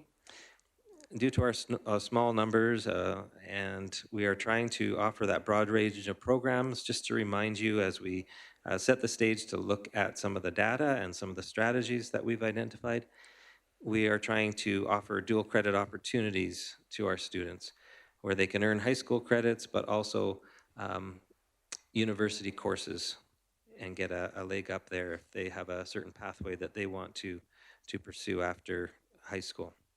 We have video conferencing that allows us to have a student in one location take a course from a teacher in a different location. We have CTS programs that allow for the movement of equipment and the teacher from location to location. So kids get a variety of courses that are coming through their school that are available to them. We have the virtual school. We have partnerships with other rural school boards where we can, if a student is coming to us and they're missing a particular course, if there's a a course that we don't offer that we want, we're able to reach out to those other school divisions and at times be able to match the student up with that particular course. And this year, you know that we are also implementing the enhanced learning model, a partnership with Wolf Creek School Division to ensure that our high school students have more equitable access to high quality learning opportunities. So we'll go to the next page. And these are highlights of the different trends and issues. Again, you've had this document, this draft document, in your hands for probably over a month now, and a lot of it is things that we've already talked about, of course, throughout the year, and some of it is the same from the past, but again, just to provide that context, we have about 10% of our population, student population, that are First Nation, Métis, and Inuit students. We have another 10% who are English language learners. We have been working hard on professional development with our new teachers to make sure they are meeting the teaching quality standard and the leadership quality standard. We continue to offer that breadth of programming. You know as well that we've offered a more robust home education program, and we are targeted and focused on building our home education offering to students who live in our area. You also know that last year we ran a transportation deficit of $289,000. That was a concern to us. We're working at ways to try and work ourselves out of that and to work a balanced budget in that area. And this past year, that deficit grew to $392,000. So it's an area that we have discussed in the past, and you know that we have taken back the busing that used to be offered in Pincher Creek and Lundbrook through a contracted service. We've taken that back in an effort to be more efficient with the resources that we have. If we move to the next page, obviously I'm not going to go through everything. You've had an opportunity to look through this, but just some of the highlights and accomplishments that we've had in this past school year. Our safe and caring results are probably most importantly, those have improved and remained high. And that's something to be very proud of as a school jurisdiction. It's something that we strive for.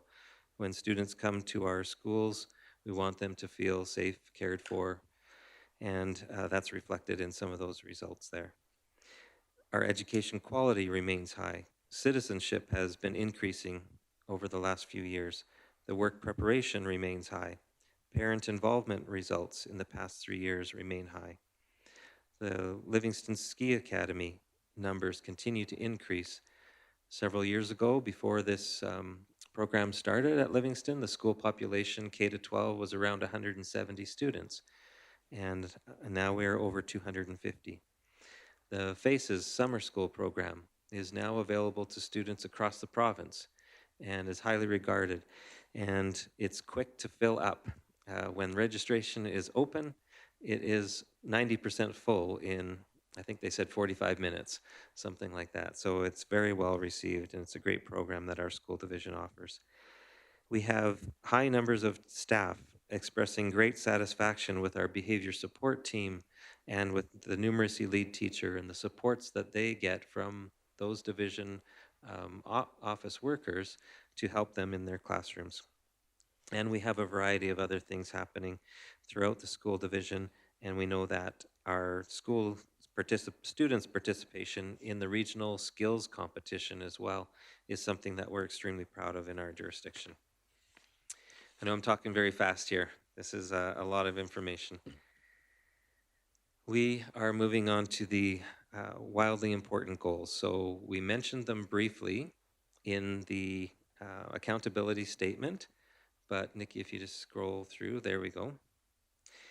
So leadership, we want this outcome in our school division.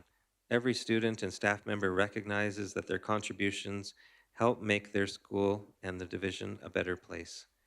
It's important to come to work and to school in a place that values the contribution that you can bring, and we want to make sure that our schools have structures in place to involve students in school improvement efforts, to hear their voice, and to, where possible, act on those recommendations and the ideas that students have.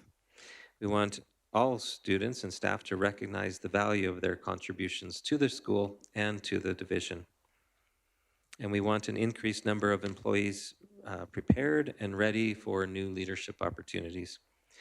Around culture, the outcome there is every student and staff member recognizes that they are responsible for positive change.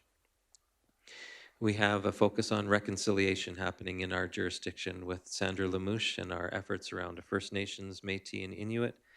And she's doing phenomenal work there, and we want to continue those efforts in the future. We have high citizenship results. Our students are engaged in our communities. They look for opportunities to give back to their communities, and we want to make sure that the schools realize that as a jurisdiction, that's important to continue that work. We want our schools to be viewed as safe and caring spaces, and student and staff wellness is a priority for us as well. Academics. We want educators to empower students to invest and to lead their own learning. So we want to offer them enabling, flexible learning environments, rigorous learning environments, where they set their own goals, where they work together with staff and with parents to be able to achieve the results that they would like. We want to have our schools have structures in place so that they can support all learners, especially those who are struggling and going through difficult times, that we have the supports in place to allow them to still progress in their academic journey as well.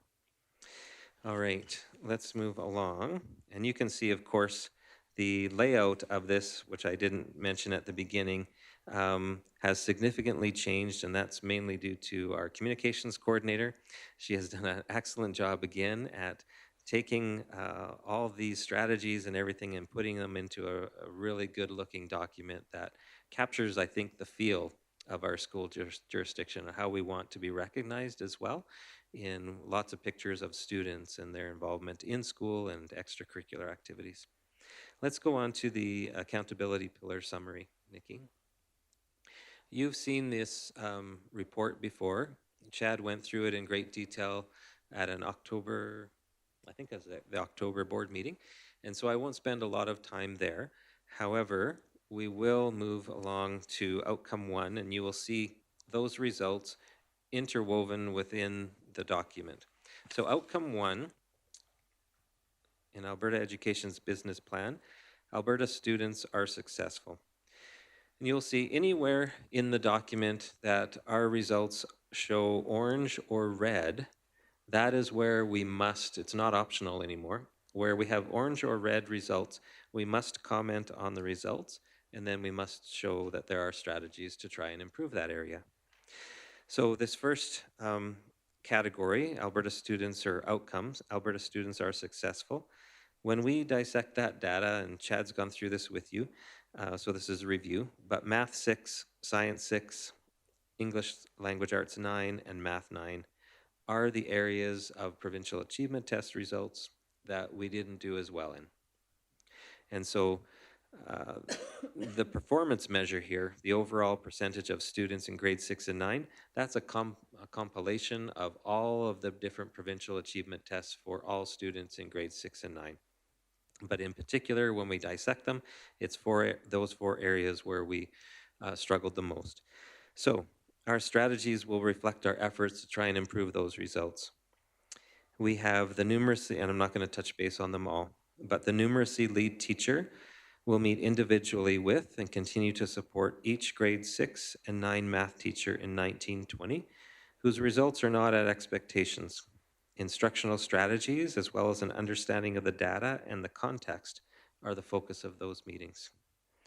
The teacher mentorship program that I've highlighted to you in my superintendent reports each month made sure that we are helping our new teachers to our jurisdiction understand how we approach numeracy and literacy in Livingston Range, and to make sure that they have the skills and the capacity to be able to do good work in there for kids.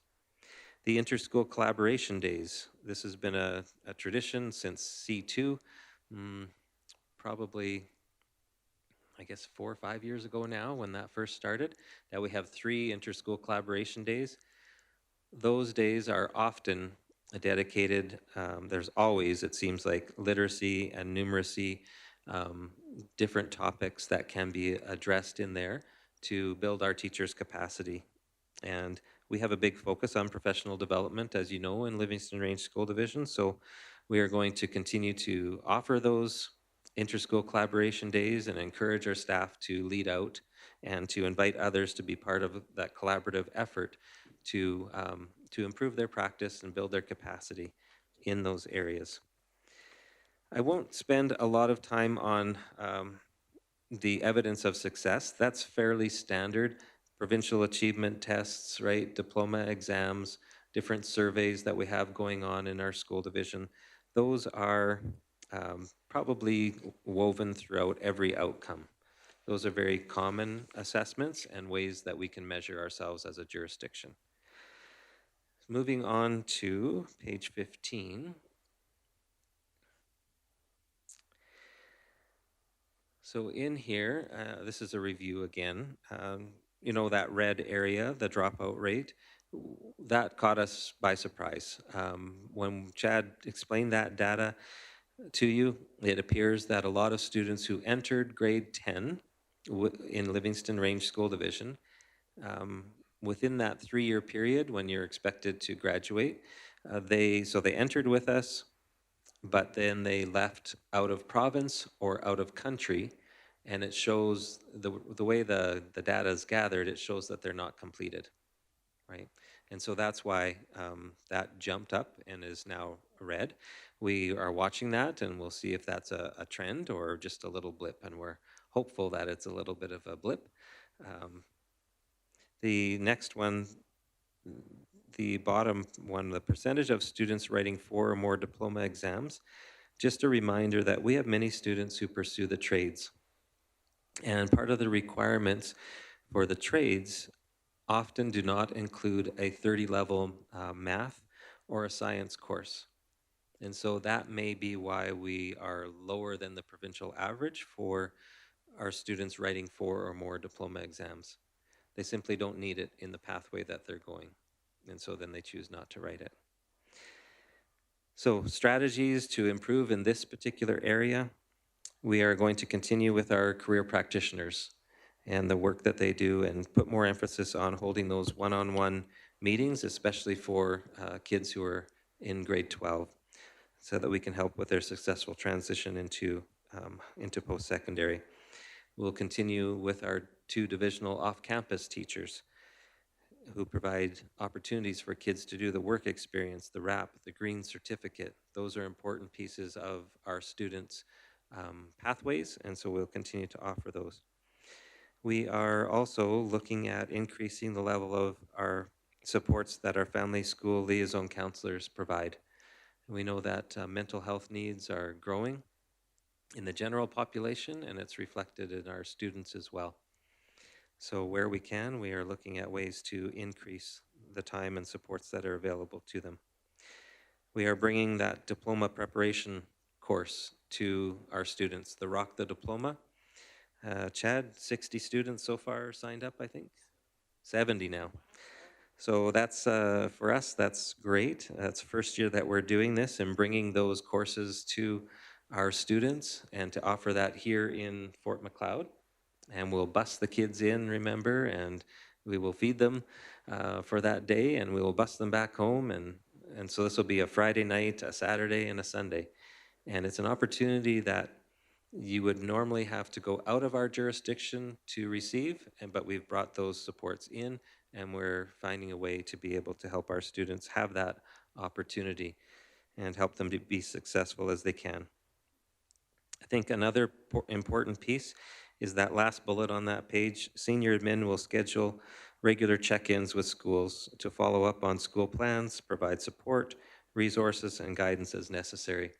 We're really looking at that whole needs-based model that we talked about for staffing and for budgets.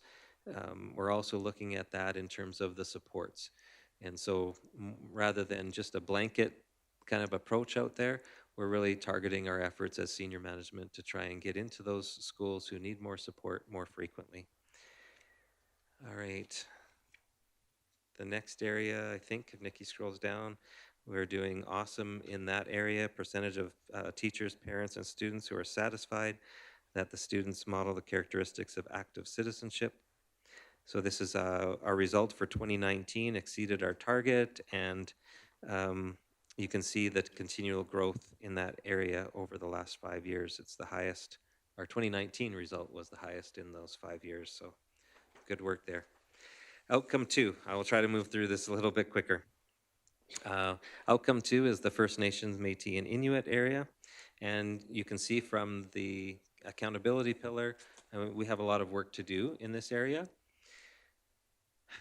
I don't really take comfort in the fact that there is a gap across the province and probably across the nation between the level of achievement of our First Nations students and non-Aboriginal students. And we know that they're not achieving the same success under the way that things are designed right now.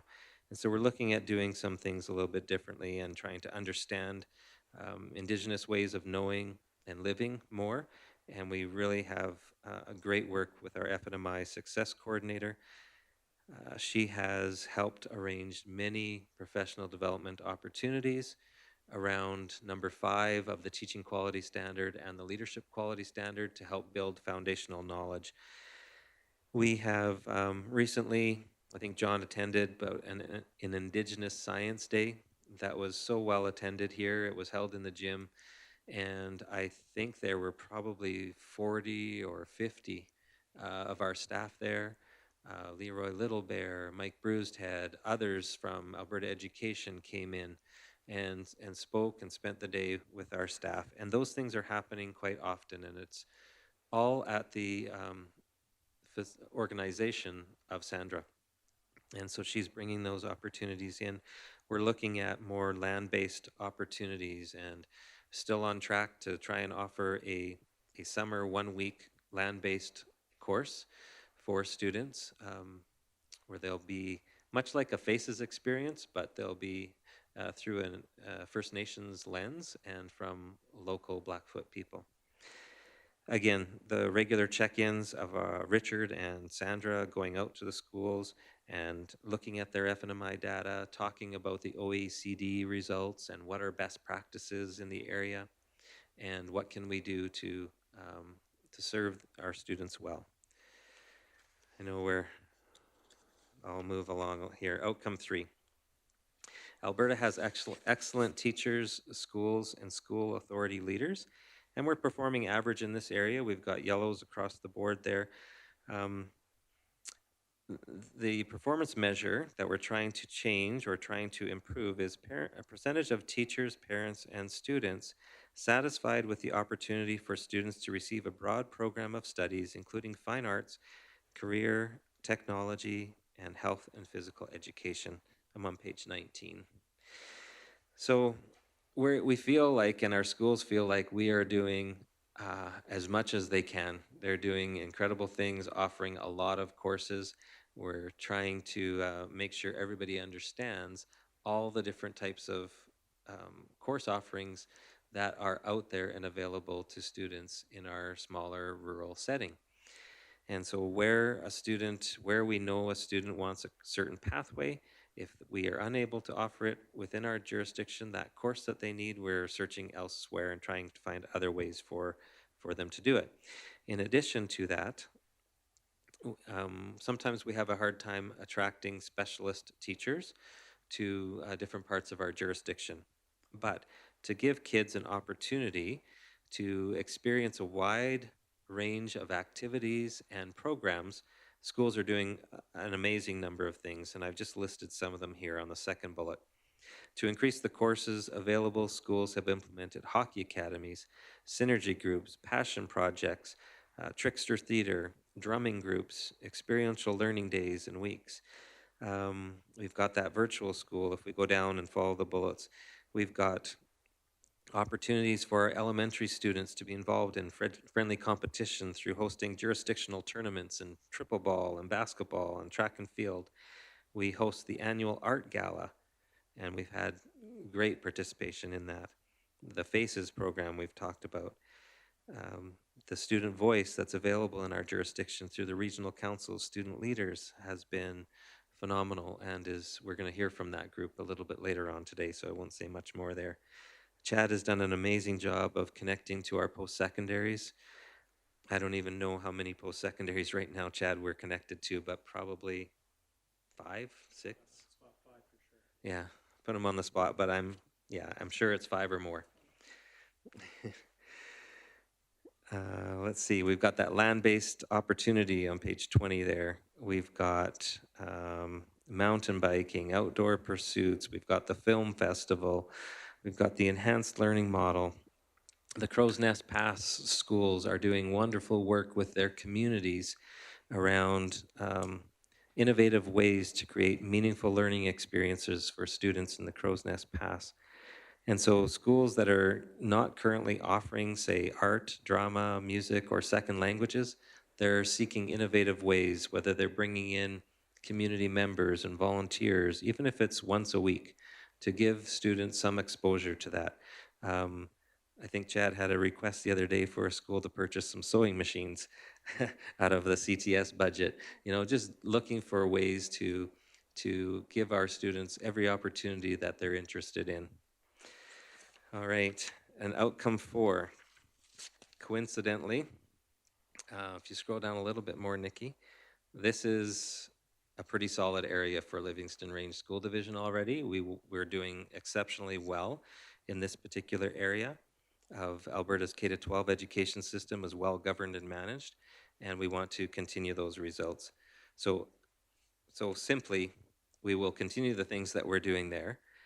One of the things that I did identify in here is that we're going to continue the creation of school promotional videos. So if you're a new family moving to the area and you want to get a feel of the school, you can go on the website, and our hope is every school will be able to, over the next few years, every school will have a promotional video that talks a little bit about their culture, their programs that they have, and gives parents and students a little bit of a sense of what it feels like to be in that community and what it feels like to be a part of that school.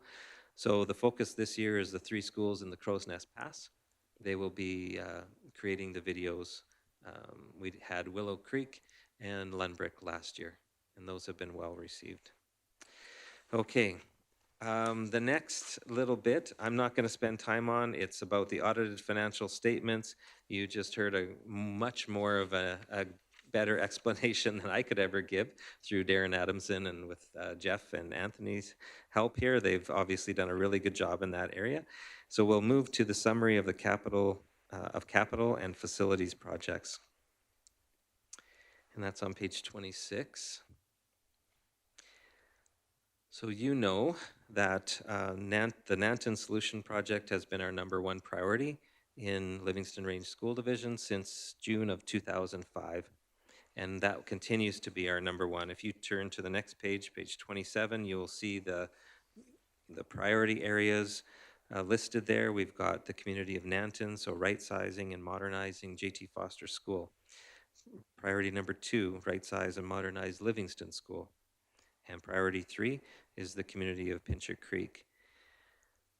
We were obviously disappointed as a board and senior min and staff and students and community of Nanton not to get J.T. Foster approved on this first round of school announcements, modernizations, that sort of thing from this government, but we are optimistic that we will continue to advocate as a board and along with the town of Nanton to this government, and hopefully we will be receiving some approval in the near future.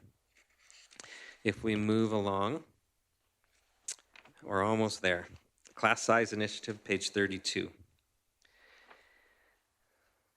So this is a requirement for this document that the board includes the class size initiative data. Now, with the removal of the class size funding, this report will no longer be generated in future AERRs, but it is still from 2018-19. And so you can see in this chart, if you look over to you've got the different divisions, right? K-3, 4-6, and so on. If you look at the 18-19, the average class size in our jurisdiction was 17.4 at K to 3. The class size target that we were aiming for was 17, so we were very close to that in our jurisdiction. The 4 to 6, the provincial target that we were aiming to reach was 23 or under, and we were at 21.7. 7 to 9, the target is 25, and we were 23.3. And 27 is 10 to 12, and we were at 18.2. So we were one of very few school divisions in the province who were able to meet these class size targets. And I know that I've had several staff members express to me and other members of our senior management team how grateful they are. I mean, we do have pockets of larger classes out there, but we always work very closely with our school administrators, and where possible, we'll do whatever we can to make those class sizes reasonable for the benefit of our students and for our staff in teaching those courses. So very proud to bring that forward. The parent involvement piece we talked about at the beginning, the different ways that the staff or the trustees hear from the different stakeholders in our community. And one other piece is on page 33. This is a requirement, the whistleblower protection, just that we annually report.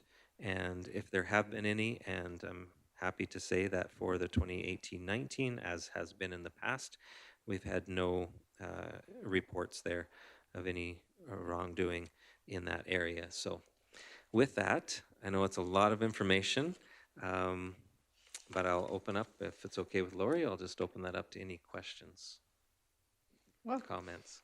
Trustee Burdette? So when we're looking at the accountability stuff, there's a number there, the target number Yeah. is on. How do they come up with the target number? So we set those targets. You set those targets? Yeah, and it's often through the conversations and that sort of thing. I find that you look for incremental change over time. It's really hard to say that you're going to make a 5 or 10% jump in a particular area just by, I mean, we're working with humans here and not machinery, right? Right. And so it's different to say in an industrial model, you could say, well, if I change the way that this machine works or the assembly line, I know that I'm going to be able to achieve that much more product at the end. With human beings, it's a little more complicated than that.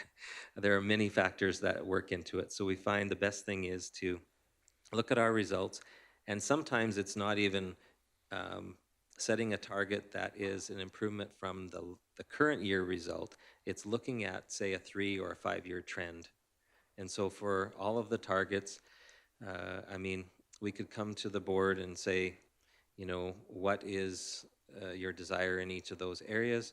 Or what the approach that I've done the last few years is to put the targets in there, the goals that we hope to reach, send it out to you, you know, a month or 6 weeks in advance, as much as I can anyway. And then if you have specific questions in that, to give them back to us so we can take a look at modifying that. But that's how those are set. Okay. Thanks. Trustee Long? Not a question, a statement. When I first looked at this, just scanned through it before I started reading, I have to tell you, it lightened my heart. I smiled just from the production. That's how well it's made. Yeah. But as well as that, it's incredibly informative. And we were being a little rude here, the three of us, because there were things there that we were going, whoa, and commenting to each other that, you know, well, I didn't know that. So very informative, very well produced. And it should be compulsory reading for all of our staff and all of our stakeholders. It's that good. Thank you. Well, thank you very much. You know that there's a lot of work on the front lines, of course, by all our teachers and the division office personnel that we have to allow for all of these things to be happening. And you know, sometimes we don't remember everything that's going on because there's so much, right? So it's nice to be able to go through this process and to kind of bring it all in. And even then, we haven't captured 100% of the things that are happening or will happen, but I think it gives a picture of what we're trying to do as a board and senior management in setting the vision for our school division. Any other questions or comments? Trustee Poitras? I think that this is something that's so important for us to highlight because there's a lot of negativity around education and all these different things. And I think it's important to remind people that we're doing a good job and that these numbers are excellent and there's good things happening out here in our division. And we may be rural, but we're strong and we're finding ways to get the kids what they need and get them that special education that they can receive because they live rurally. And so I love seeing these numbers and I love seeing all the different initiatives that are happening and all the different partnerships we're making to make sure that rural education is relevant and is happening. So I think it's so great and I'm so proud to be a part of this division, especially when you can take something like this and show them like, here it is. Thank you. Trustee McKee? I will just repeat all the comments that have been made. I'm just always astounded, with you go through the comments on results, and there's so many good things that are happening within the school division, so many positive things that it just, I really appreciate that, and big thank you to the whole, to everyone in the school division for making our division such a positive a place for students to attend. But I mean, and the how this is laid out is very nice too. I really enjoyed the pictures then. Not that, I'll say pictures versus 1,000 words. So anyway, it's very well done. So thank you to that as well. Yeah, we have great responses from students. We're able to get good responses there, and from staff. We have been pretty steady, I think, on parent responses. I would love to see, more parent responses in the future, and we're working with, our communications coordinator and our schools on how to improve in that area. But yeah, I mean, it's a good reflection, but I think it would just round out the data a little bit more if we could get more parent responses. And I don't know that parents always understand the importance of their feedback to us. To you as governors here in the jurisdiction, that really their feedback is so critical, and it's one piece that we have, okay, but we have room for growth there. If we could get more parents to respond, it would be helpful. Yeah. Anybody else? I just want to say also too that I love this new format. The old one was just horrible. There's no other word for it. This is very personalized to Livingston Range School Division. And like everyone else said, the pictures and everything in it, the context just is us in a 36-page document. So thank you to everyone for all the hard work that goes into all of this. And yeah, we definitely will celebrate this.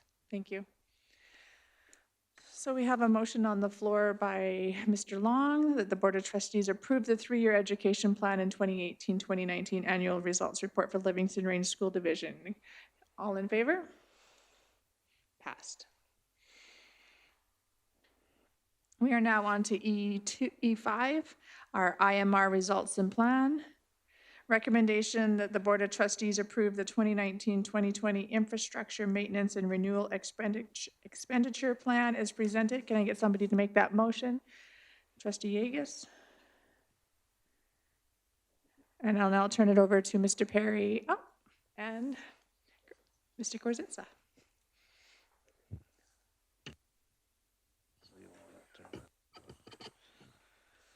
Okay, thank you. I'm just going to provide a little bit of background with regards to IMR, just so everybody has a good understanding of what IMR is. Within the capital manual that we receive, we're required to report on IMR the expenditures that we've expended over the previous year and give a reporting on it. And bring that to the board, and then ultimately provide that to Alberta Education for their review and approval as well. One of the school jurisdiction's highest priorities regarding their school facility is to ensure health and safety and essential upgrading needs, including emergent projects, are completed as required, and IMR funding provides us the ability to do these things. It is provided to meet these needs and reduce deferred maintenance. IMR funding is not only provided for government-owned facilities, IMR is only provided for government facilities and not for private facilities or unsupported buildings. So IMR cannot be used for this divisional office. It can only be used for those buildings that were funded by the provincial government, such as schools. With the reporting that is here, we provide a plan for the upcoming year as far as IMR, and a report from the previous year of the actual expenditures as of December 31st. And the following is the areas that IMR funding can be spent on for approved purposes. Jurisdictions may use the funds to ensure school facilities meet all regulatory requirements, particularly as they pertain to providing a safe and healthy learning environment. Preserve and improve the quality of the learning environment by replacing building components that have failed, prolonging the life of the facility through planned proactive replacement of major components, and upgrading of additional areas to meet program requirements. They're also available to meet the facility requirements of students with special needs, and replace or upgrade building components to improve energy conservation and efficiencies, and to achieve cost savings as a result. Boards need to be able to justify the expenditures under these criteria, and that's why the information goes to Alberta Education, and they look at it and review it, and then they'll come back to us with questions if they are wondering whether it meets the criteria that's required. So with that, again, there's two reports. On the first report, is the first report the results? Okay. So the first report, the actual numbers are there. The capital item, where it says capital on the side, we're required to use 60% of our IMR for capital items. And so those items are capital on the financial records. And so the items that typically are above $5,000 but are have the definition of adding life or improving the facility in some way, shape, or form qualify as capital. The replacement of flooring and things of that nature is not necessarily going to increase the life of the facility itself, but it certainly has improves the flooring, but it would not be capital, and that's an example. Greg, do you want to add? Okay. No, I think the report speaks for itself. So how it's outlined is that looks like the schools are in order from north to west, south and west, and the items are identified on there, and there's a cost associated with them. On the results, on the plan, we don't put the number because we just have an estimate, right? And so it's not worth the time debating what an estimate is, because we really don't know the actual cost, but that's how the reports are developed. So if you have reviewed the documents and have any questions for Greg with regards to the projects that have been completed or are anticipated to be completed in the plan, then feel free to ask Greg. Trustee McKee? First of all, I'd like to thank you, Mr. Krzyzka, and yourself, of course, for all that you do. There's a long list of things here, and you'll be attending to most of them. So, but the question I have is that I can see in here that you spend a lot of time on alarm notification systems, fire alarm system mapping, and front door security. So I guess that's a good thing, right? My main question here is it deals with JT Foster on the gym upgrade and the painting. Can you just briefly explain? I know that JT Foster is high on our list, like for modernization, so you must be playing a balancing act between how much do you fix and repair, but I know that you have to keep, the building up. So if I could just get your explanation for me, just explain on what part of upgrading you did on the J.D. Foster gymnasium.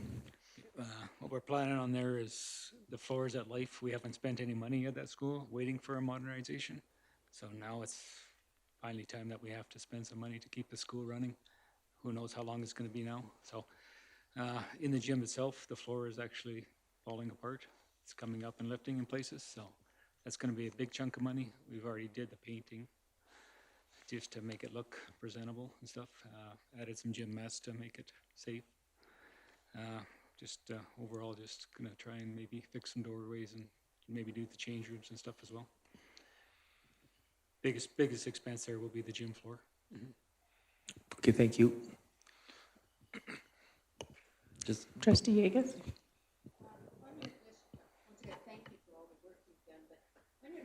Clara, sorry, Trustee Yeagas, can you turn your microphone on? Okay. Thank you. Okay, thank you for all the work you've done. On your list for Canyon School, you've got a parking lot study. First of all, with this, are we going to be working with this with the children, the group that's building up a school there right now, the preschool? And why are you doing the study? Again, we're having congestion there again. We had issues again with the parking and stuff. We've looked at this before, but with the kids first or the kindergarten preschool moving on to a new building, we're just trying to get ahead of the game to see if we can maybe adjust some parking and do some pre-planning on that area to see if they're going to move, because I think they do have a parking area down there. So that's just trying to plan ahead.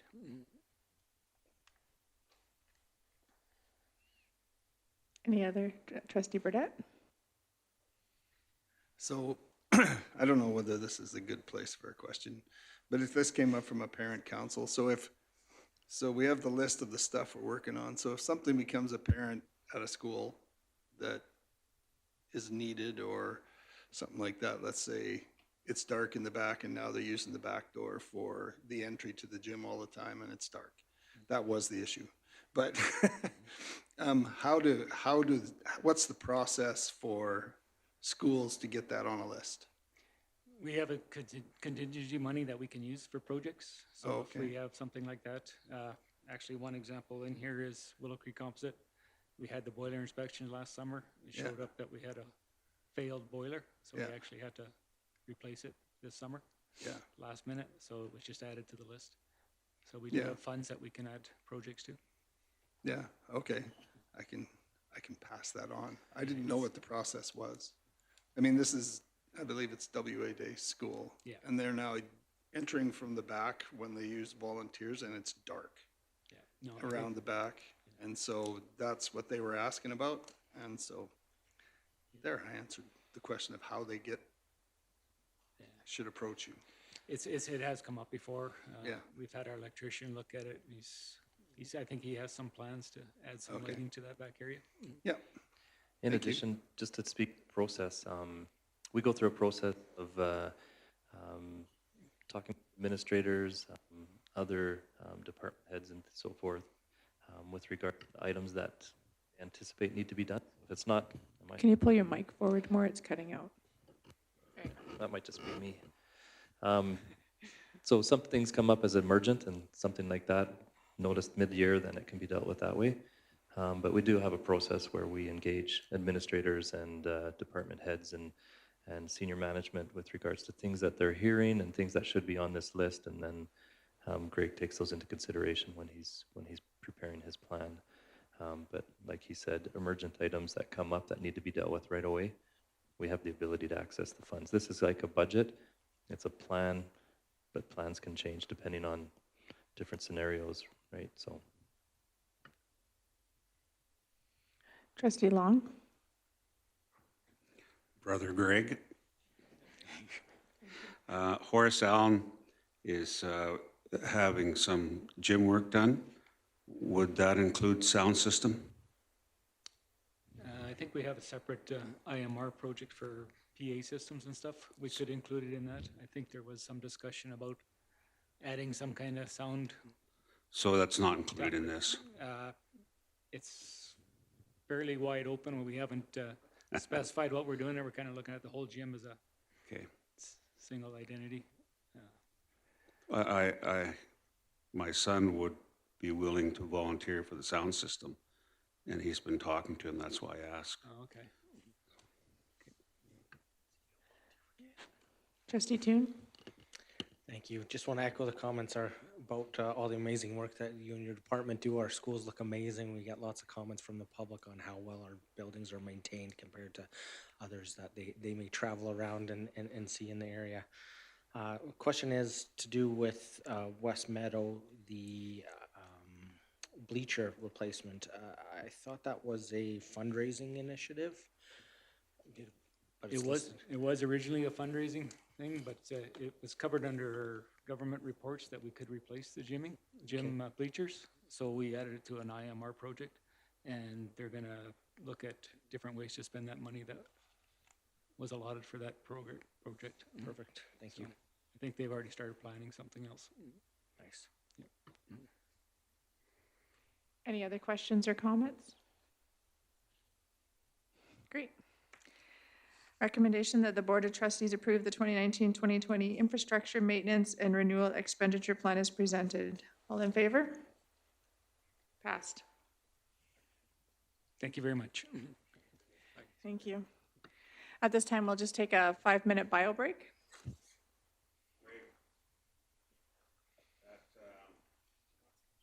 Yeah, I know, doing good. I'm going to call everybody back to order, please.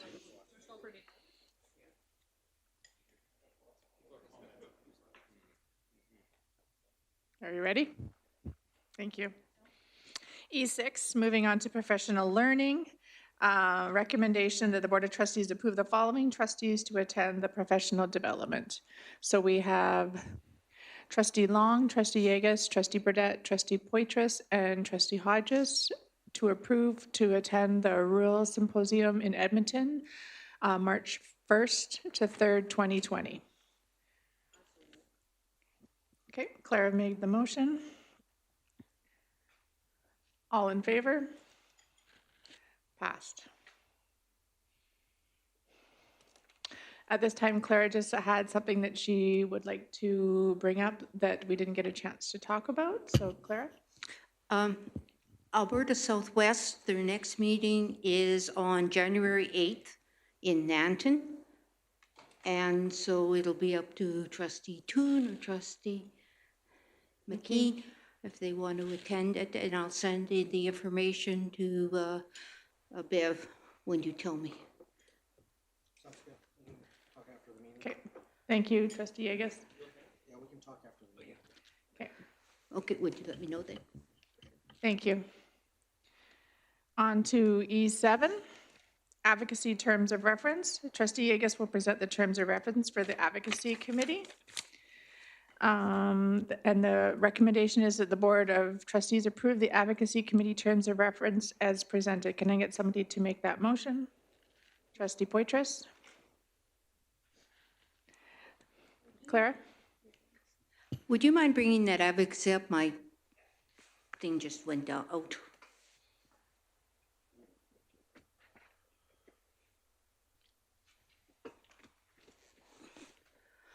Okay, excuse me. In front of you is the terms of reference.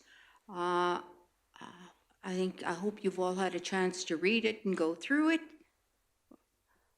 Are there any changes or anything else that you would like to see on this terms of reference? Any questions, comments?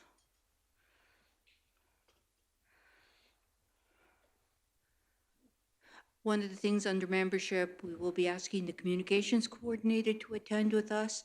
And the reason for that is because she does a lot of the letters and everything that go out and has some expertise in this area. Okay. Any other questions or comments? I'm really excited to start this committee. I think that it's in this time of need. It is a time of need right now, and I think that this is going to be a great way to help facilitate the board's work a lot faster. So I'm excited for it to happen. Thank you. The motion was made by Lacey, trustee Poitras, that the Board of Trustees approve the Advocacy Committee terms of reference as presented. All in favor? Passed. E8, ASBA Zone 6 representative. The Board of Trustees will appoint an ASBA Zone 6 representative. One trustee is an alternate. The recommendation that the Board of Trustees appoint trustee Greg Long as the ASB Zone 6 representative, and we need to appoint a trustee as the alternate. Can I get somebody to make that motion, please? Trustee Toon? Open for discussion? Are you looking for nominees right now? I'm or- looking for anything, yep. Anybody interested in being the alternate for the Zone 6 rep? Okay, well, if you want to do it, if nobody else. Well, is trustee putting in- Burdette put up his hand, trustee Yegus and trustee, Okay, no, I just didn't see, I didn't see trustee Burdette, so. I'm so not gonna- trustee Burdette and trustee Poitras? I don't go to the executive, but I sit as the Southwest, so I'll be at the other ones, so I'll be at least half the meetings. That's good. Which is why I thought it would be. Okay, Sorry. microphones. So trustee Burdette, are you withdrawing your name? Or are you running? Me? Yes, you're Burdette. Nobody was putting up their hand. All right, so as by everybody backing out, trustee Poitras is now going to be our alternate for Zone 6 representative.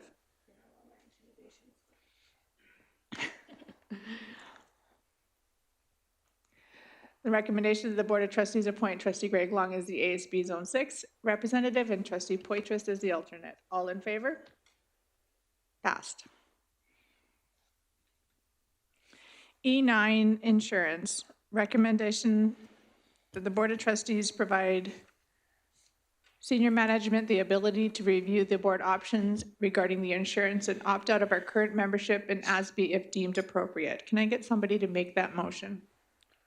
Are you going to revise it? Trustee Long? Pardon? Brad, are you going to revise it? Yeah, I would, It was revised up there. Or is that? Oh, no, is it? Yep. It's up Isn't there? it? No, it's not. He's like, Yeah, trustee Long can put forward the motion. He had his hand up for that. Yeah, trustee Long. So now we have the motion on the floor. I'd put forward a amendment to the motion that the Board of Trustees provide senior management the ability regarding insurance, take out, strike after, in between two and review, and strike out everything till ensure ability to opt out of insurance. Yeah, withdraw insurance and opt out. So you probably wouldn't even need that other insurance in there, so you just say the ability to opt out of current membership insurance and ASEBP, no, ASB if deemed appropriate. so are you taking off if deemed appropriate, or are you leaving that on? No, we can leave if deemed, I think we've deemed it appropriate. okay, so we'll strike that as well. So provide senior management the ability to opt out of current membership in ASB, period.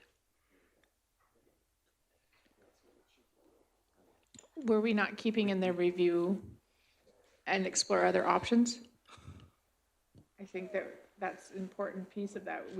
If we're opting out of ASB, we need to be able to review other options. I think that is the logical conclusion of that. If you're opting out of one insurance, you can't be without insurance. So we can put it in there, but I would deem that that's the necessary conclusion on that and taking that out. Can I just ask a clarifying point coming from admin? If we're setting the direction for you, would it be more appropriate to leave review options in there? And we're saying to opt out of ASB? Yeah, and to continue to explore other options for insurance would be appropriate, but like Brad said, I mean, that's what we'll end up doing, right? So Okay. But I I have just no wanted issue to make with you sure what we. including that in there either. So Brad, sorry, you were making the amendment, so I just wanted clarification. Yeah, no, if that's fine, if they're fine without that in there, that I think us making this motion makes it clear that we're expecting other options to be explored and brought back to the board, so. Okay. So we have an amended motion on the floor. Ms. speak to the Clarification. amendment. Yep. So that explore other options is going to be added to the end of this motion? Do you want to? I'm looking to Brad if he Okay, wants that. Brad? I'm open to desire. I think like having things as simple as possible. Yeah, we have to decide one or the other. It's Yeah, not just, it's okay. I say no, Okay. just because simplicity of the wording, and it's implied that that's what has to happen. Okay, we're just gonna, the amended motion is what you see right now on there. That's what we were setting it at. Trustee Toon moved that the Board of Trustees provide senior management the ability to opt out of our current membership in ASB. That's the motion on the floor right now. Yeah. So the amendment is made. Is there any discussion?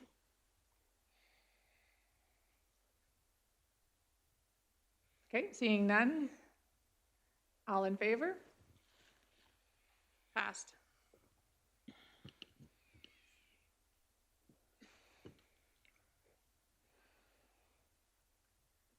All right, so Back to the motion. back to the motion, yeah.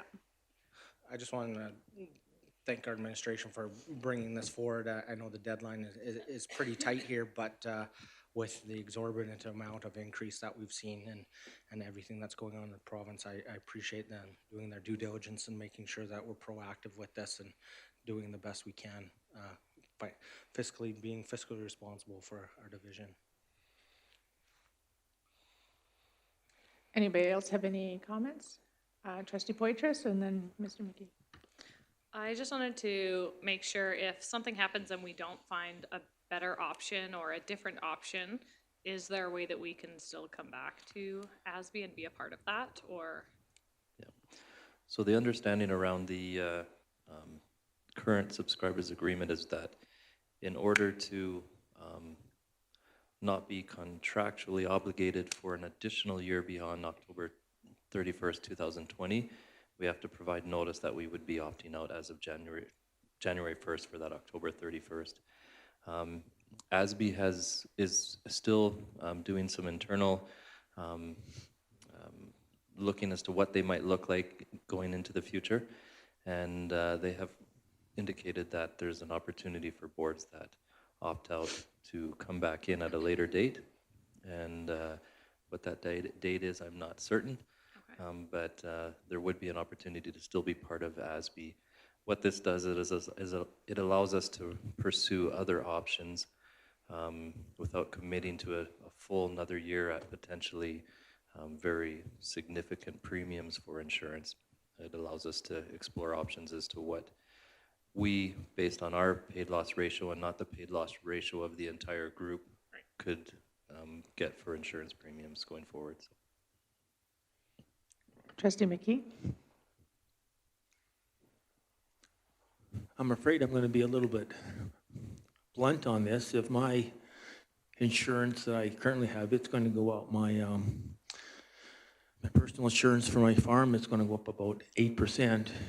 And I think that even presenting to the board that you're going to have an increase in the insurance premiums of around 250% or 270%, that to me is unconscionable, and I am certainly in agreement by looking somewhere else to obtain insurance for the school division.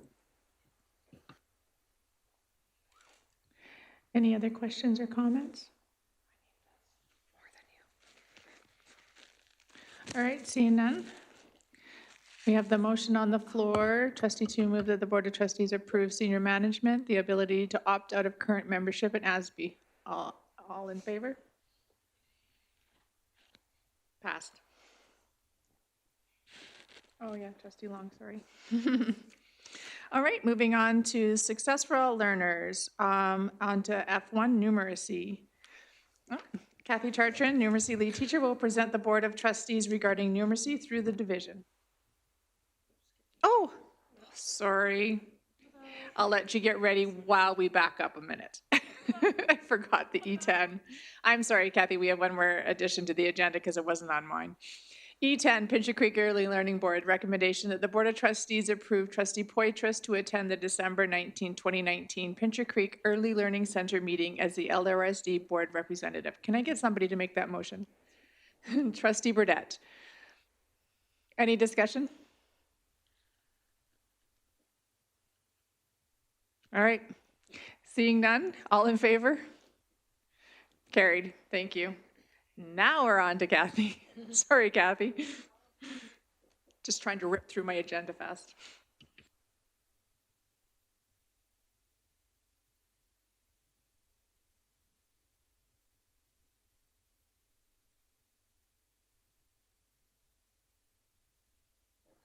Do we have a clip mic or just?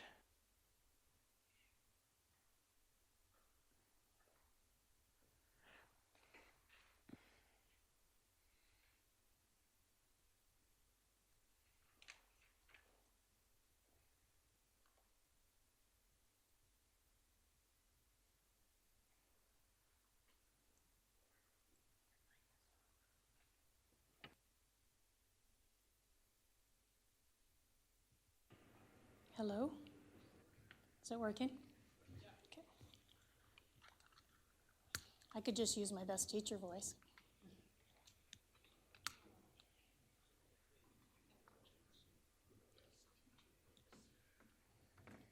What's that?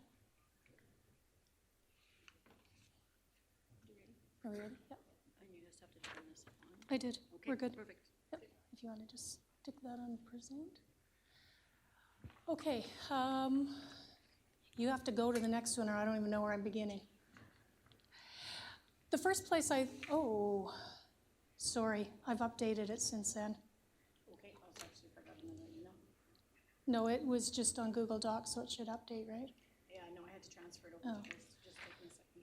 Okay, if you don't mind. I wanted to just start talking a little bit about, just to give you a frame of reference of the work that kind of is the guideline to the work that we do. It comes from the front matter of the curriculum in math from kindergarten all the way to grade 12.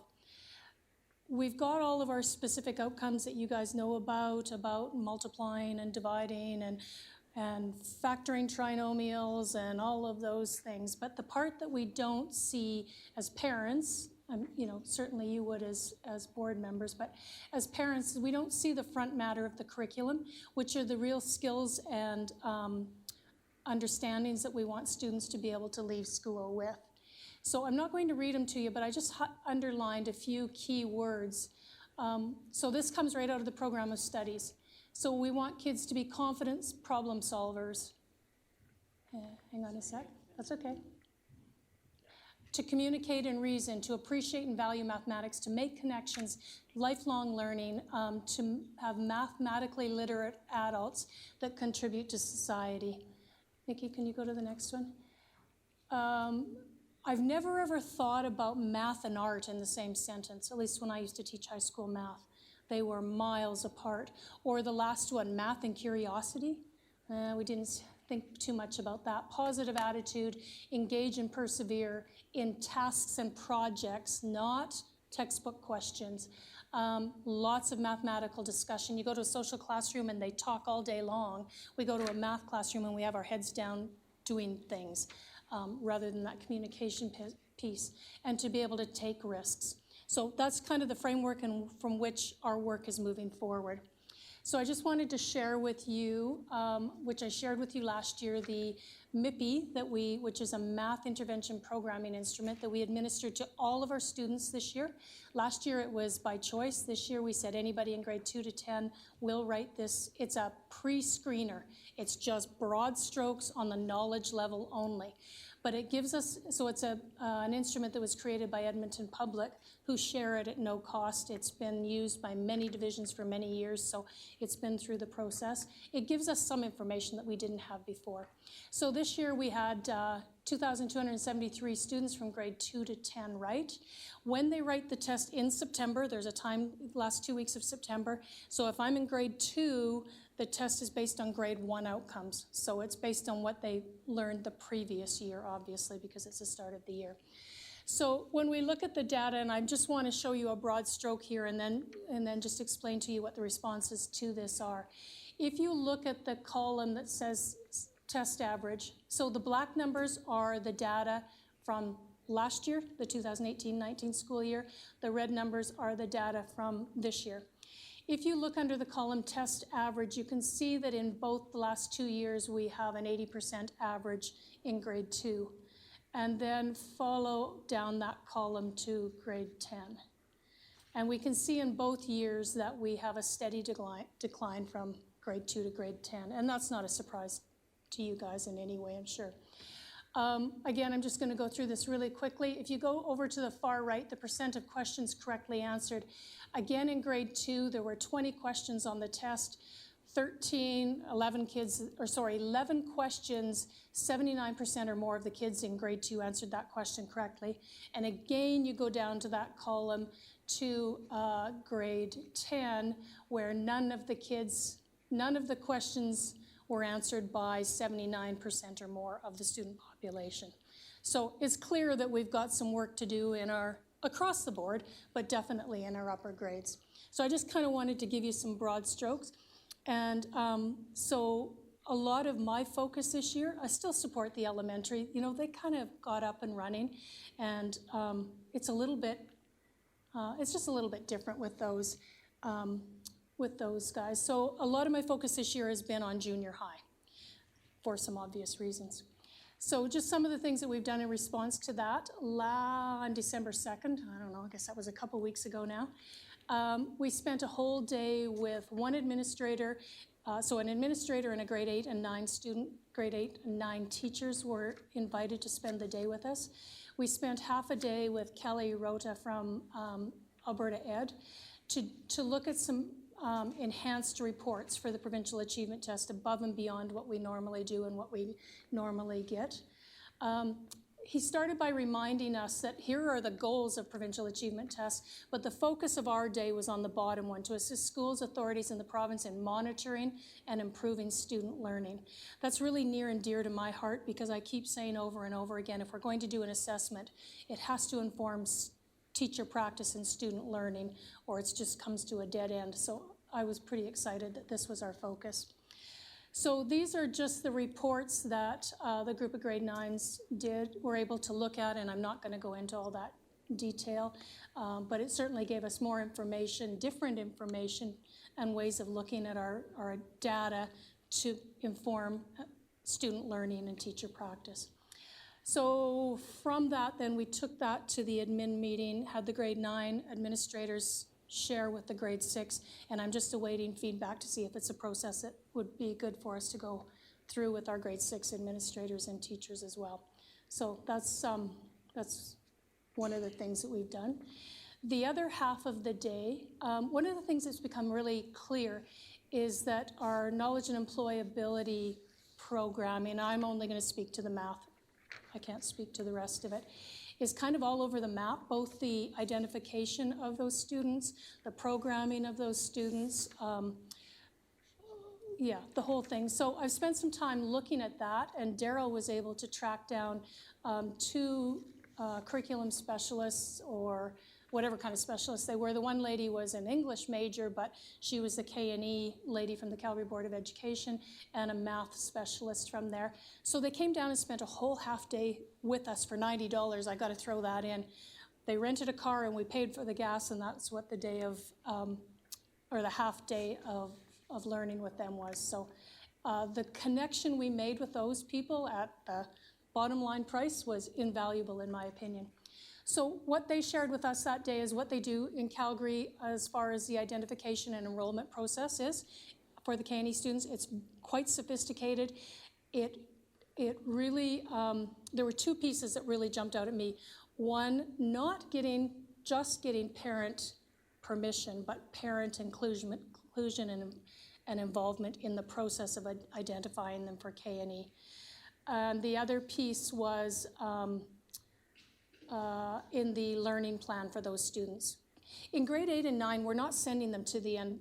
It's not a dead end where they have to work towards a certificate. What we're doing is preparing students who we know have expressed interest in going into the workplace to be successful in 10-3 so that we can provide that. When we've got kids who are really struggling in the regular grade 9 class, because it's tough, we're not preparing them for 10-3 and we're not preparing them for 10C. So I really believe that group of students needs some attention. And then in the afternoon, we looked at the curriculum and correlation between the KNE and the regular programming, because we know that most of our KNE students are in a regular grade 9 programming just based on our numbers. So we looked at how those correlate. In grade 9, they don't correlate at all. Grade 8, not too bad, but grade 9, not at all. We looked at some differentiation and how to meet the different kids' needs, and then a little bit of work on how to create tasks for students in those environments.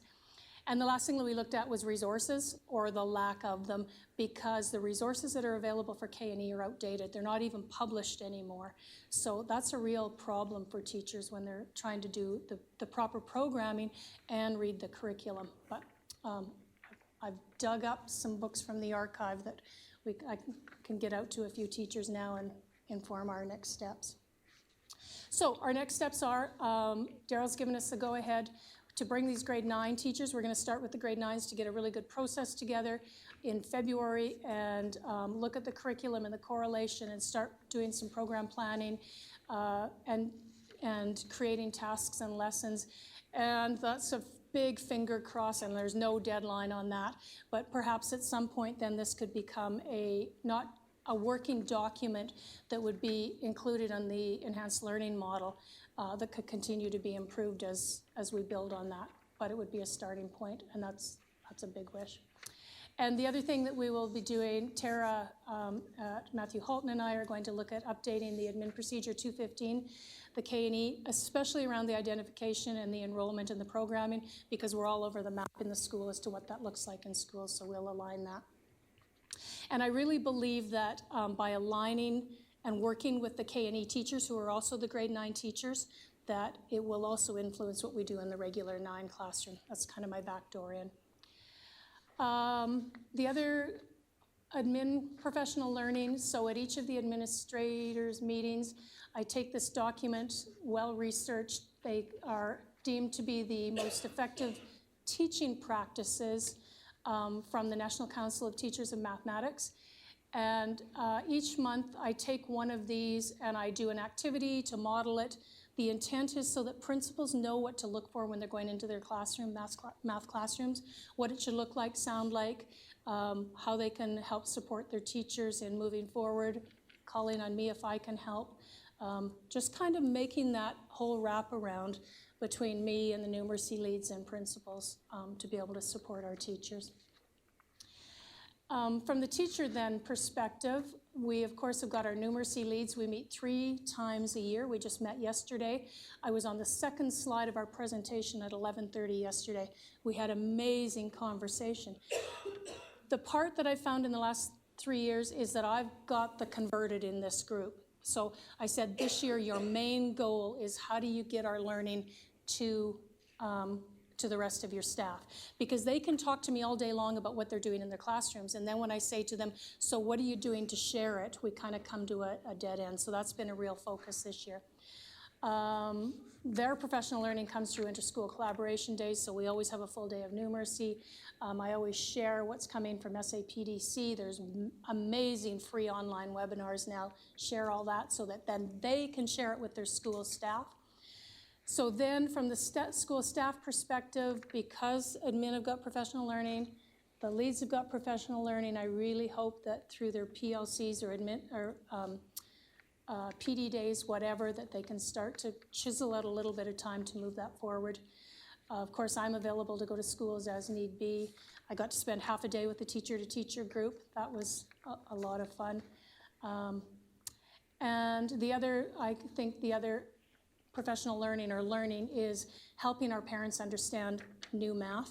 And last year I did quite a few parent evenings, basically just having parents experience what it looked like.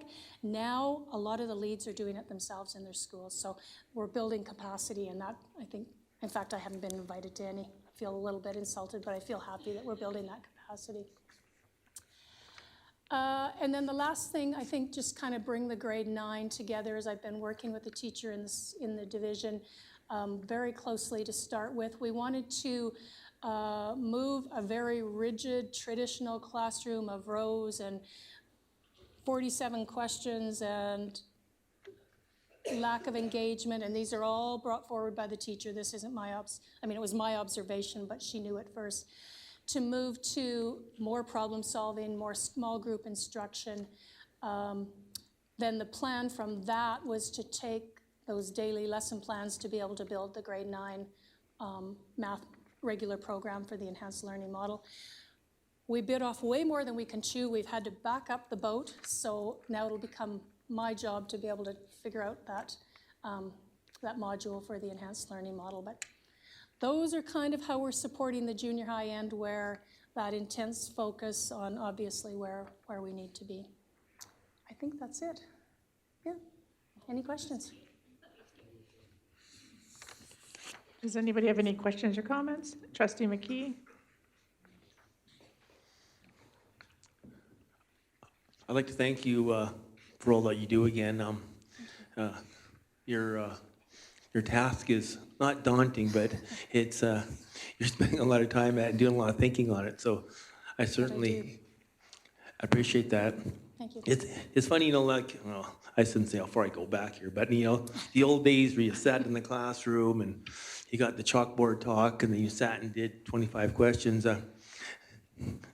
I never really thought that was that engaging, but I can see that perhaps nowadays, grade 9 students, if you can get them, engaged in what they're doing and get them, that drive that, students, if you can get them to be really interested in a topic, you can actually move mountains with them. So, but you have to engage them is what I always see as a very important a task at the grade 9 grade level. There's a Dr. Peter Lillidahl from the Simon Fraser University who was using a lot of his work, was just in Lethbridge on Monday or Tuesday, and a lot of our teachers were there. And they came back and said, his quote was, if students are engaged, they're learning. If they're not engaged, yeah. So I was at, I think, 2 different nights that you were at with the parents, and I just wanted to tell you how impressed I was. And I got a lot of feedback from parents who said, my kid is struggling in math, and I'm trying to help them, and it's like I'm speaking Spanish and they're speaking French, and we got those same roots in there. And you showing how you're looking at math, looking at the whole picture and thinking of it that way, and really is helping heal some of that pain between kids and their parents so that they're learning to get there the same way. And I think that that's such a big piece, because they're being taught this one way and parents were kind of taught another, and there's that disconnect at the table when you're doing homework. And that's something that you have helped overcome, and now you haven't been invited back, but it's because now those other teaching leads are doing that. Yeah. And I think that that's such an important piece, and I really appreciate you taking time in the evenings and stuff to go do that, because I've heard such good feedback about it and experienced it myself. And so I really appreciate, the effort that you're putting in to heal in any way that you can and help build those connections to make math fun again, if it ever was. Thank you. And I appreciate that feedback, because I don't often hear where it goes once I've left, so I appreciate that. Thank you. Trustee Burdette? Yeah, I really appreciate that we're changing things. So often in education and in the world, we keep doing the same thing, trying to get a different result. I totally support when we take a right turn and do something different And if we don't get a better result, we can turn and go do something different after Oh, I that, thought right? you were gonna say we can get rid of you. No, but I mean, to just keep doing the same thing we've always done Yeah, and expect something different, it's never gonna happen. And so I really appreciate that we have the ability in this school division to think outside of the box, so to speak, and actually try different things to solve the problems that we have. So I appreciate that. thank you. If I can just share one quick story from yesterday when we had our Numeracy committee meeting. I put a question up that I used to do when I taught grade 10 math, and one of the teachers, I could just see her have a panic attack. And she said, I've got terrible math anxiety right now. She teaches grade 2, and this was a grade 10 question. And then we did an activity, how I would teach it now, and she said, oh, it was just like that, and we can make it like that for kids too. Trustee Yeagas, did you have something you wanted to comment? Yes. It was interesting you said that they're having trouble with the grade 9 math, the problematic for learning for the students. When I was teaching, this is the whole thing that I heard, and that was a few years ago. I kept hearing grade 9 math was always seemed to be a problem. I thought they did some major changes in the grade 9 math to make it more of a transition from the grade 8 to the grade 10. No? I think there's a little more work that could be done.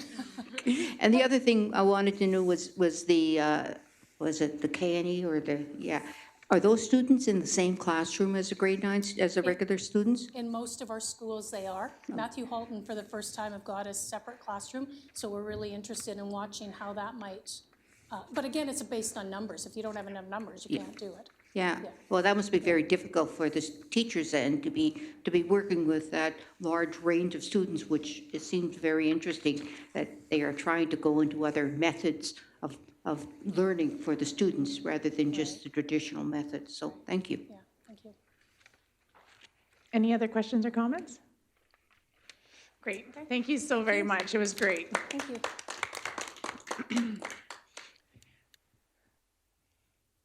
We're going to do a little switch here. We have our Regional Council of Student Leaders with us. They're here a little bit earlier, so we're going to let them present first. So we have Eliza Gross and Nick Housingay. They're going to give us an update on our Regional Council of Student Leaders. I'm just sorry, I'm just need you to mic up. And then maybe we could get Nick to speak into the mic if he's going to speak also. Just because we're videoing and we need to record it.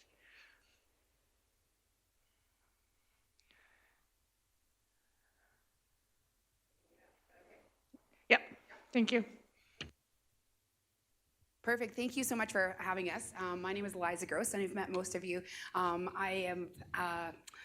It's a joy to be in the position that I have this year. I have dual hats, and right now I'm working at Livingston School as kindergarten, but I also have been had the opportunity to now be in the role of the Regional Council of Student Leaders as an advisor. And so this year, we have an amazing group of 35 students and 9 advisors that across the division that we are gathering, and we're hoping to build the capacity within the schools to empower our student leaders and to build that positive culture. Because with positive culture in the schools, we can embrace such change, and we can ensure that our students are safe and feeling comfortable and engaged in our school.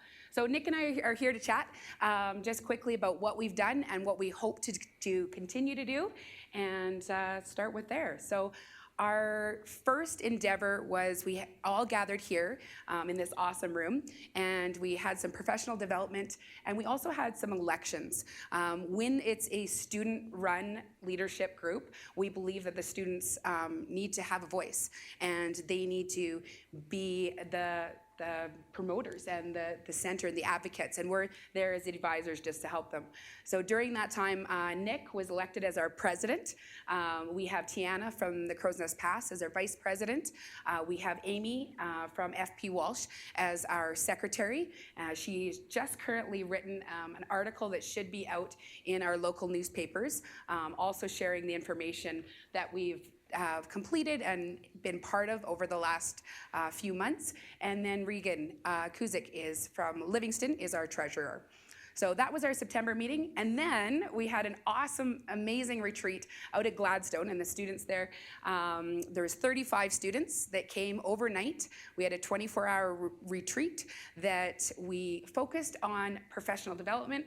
We focused on each and every school setting a goal for themselves and for their students to have an action item to show what their student leadership is going to do and where they're going to build capacity within the school.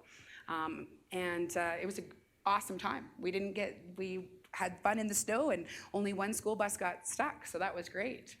After that point, we jumped into November, and Nick's going to talk about some of the amazing activities that we did in November. Yeah, so on the next slide. So on November 13th, we went to the Regional Student Leadership Conference at the University of Lethbridge, and some of our 60 LRSD students went as participants in the conference, and then a few of those students also taught classes related to the book Make Your Bed by an admiral whose name I'm forgetting at the moment. Mick Raven, yeah, absolutely. And so this is a news clip kind of about the day.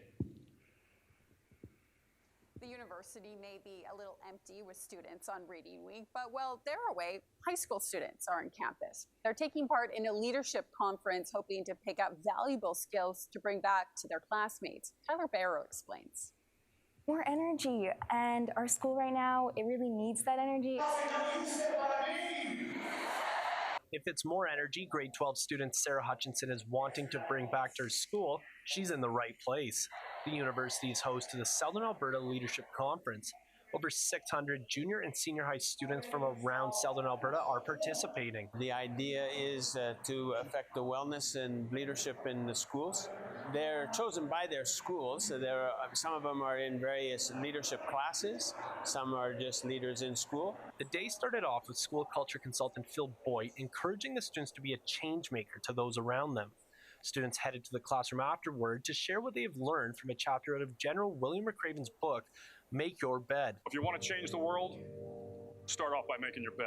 First, does the student learn something for themselves? The first person we lead is ourselves. The second piece is, okay, well, what impact can I make in my close circle?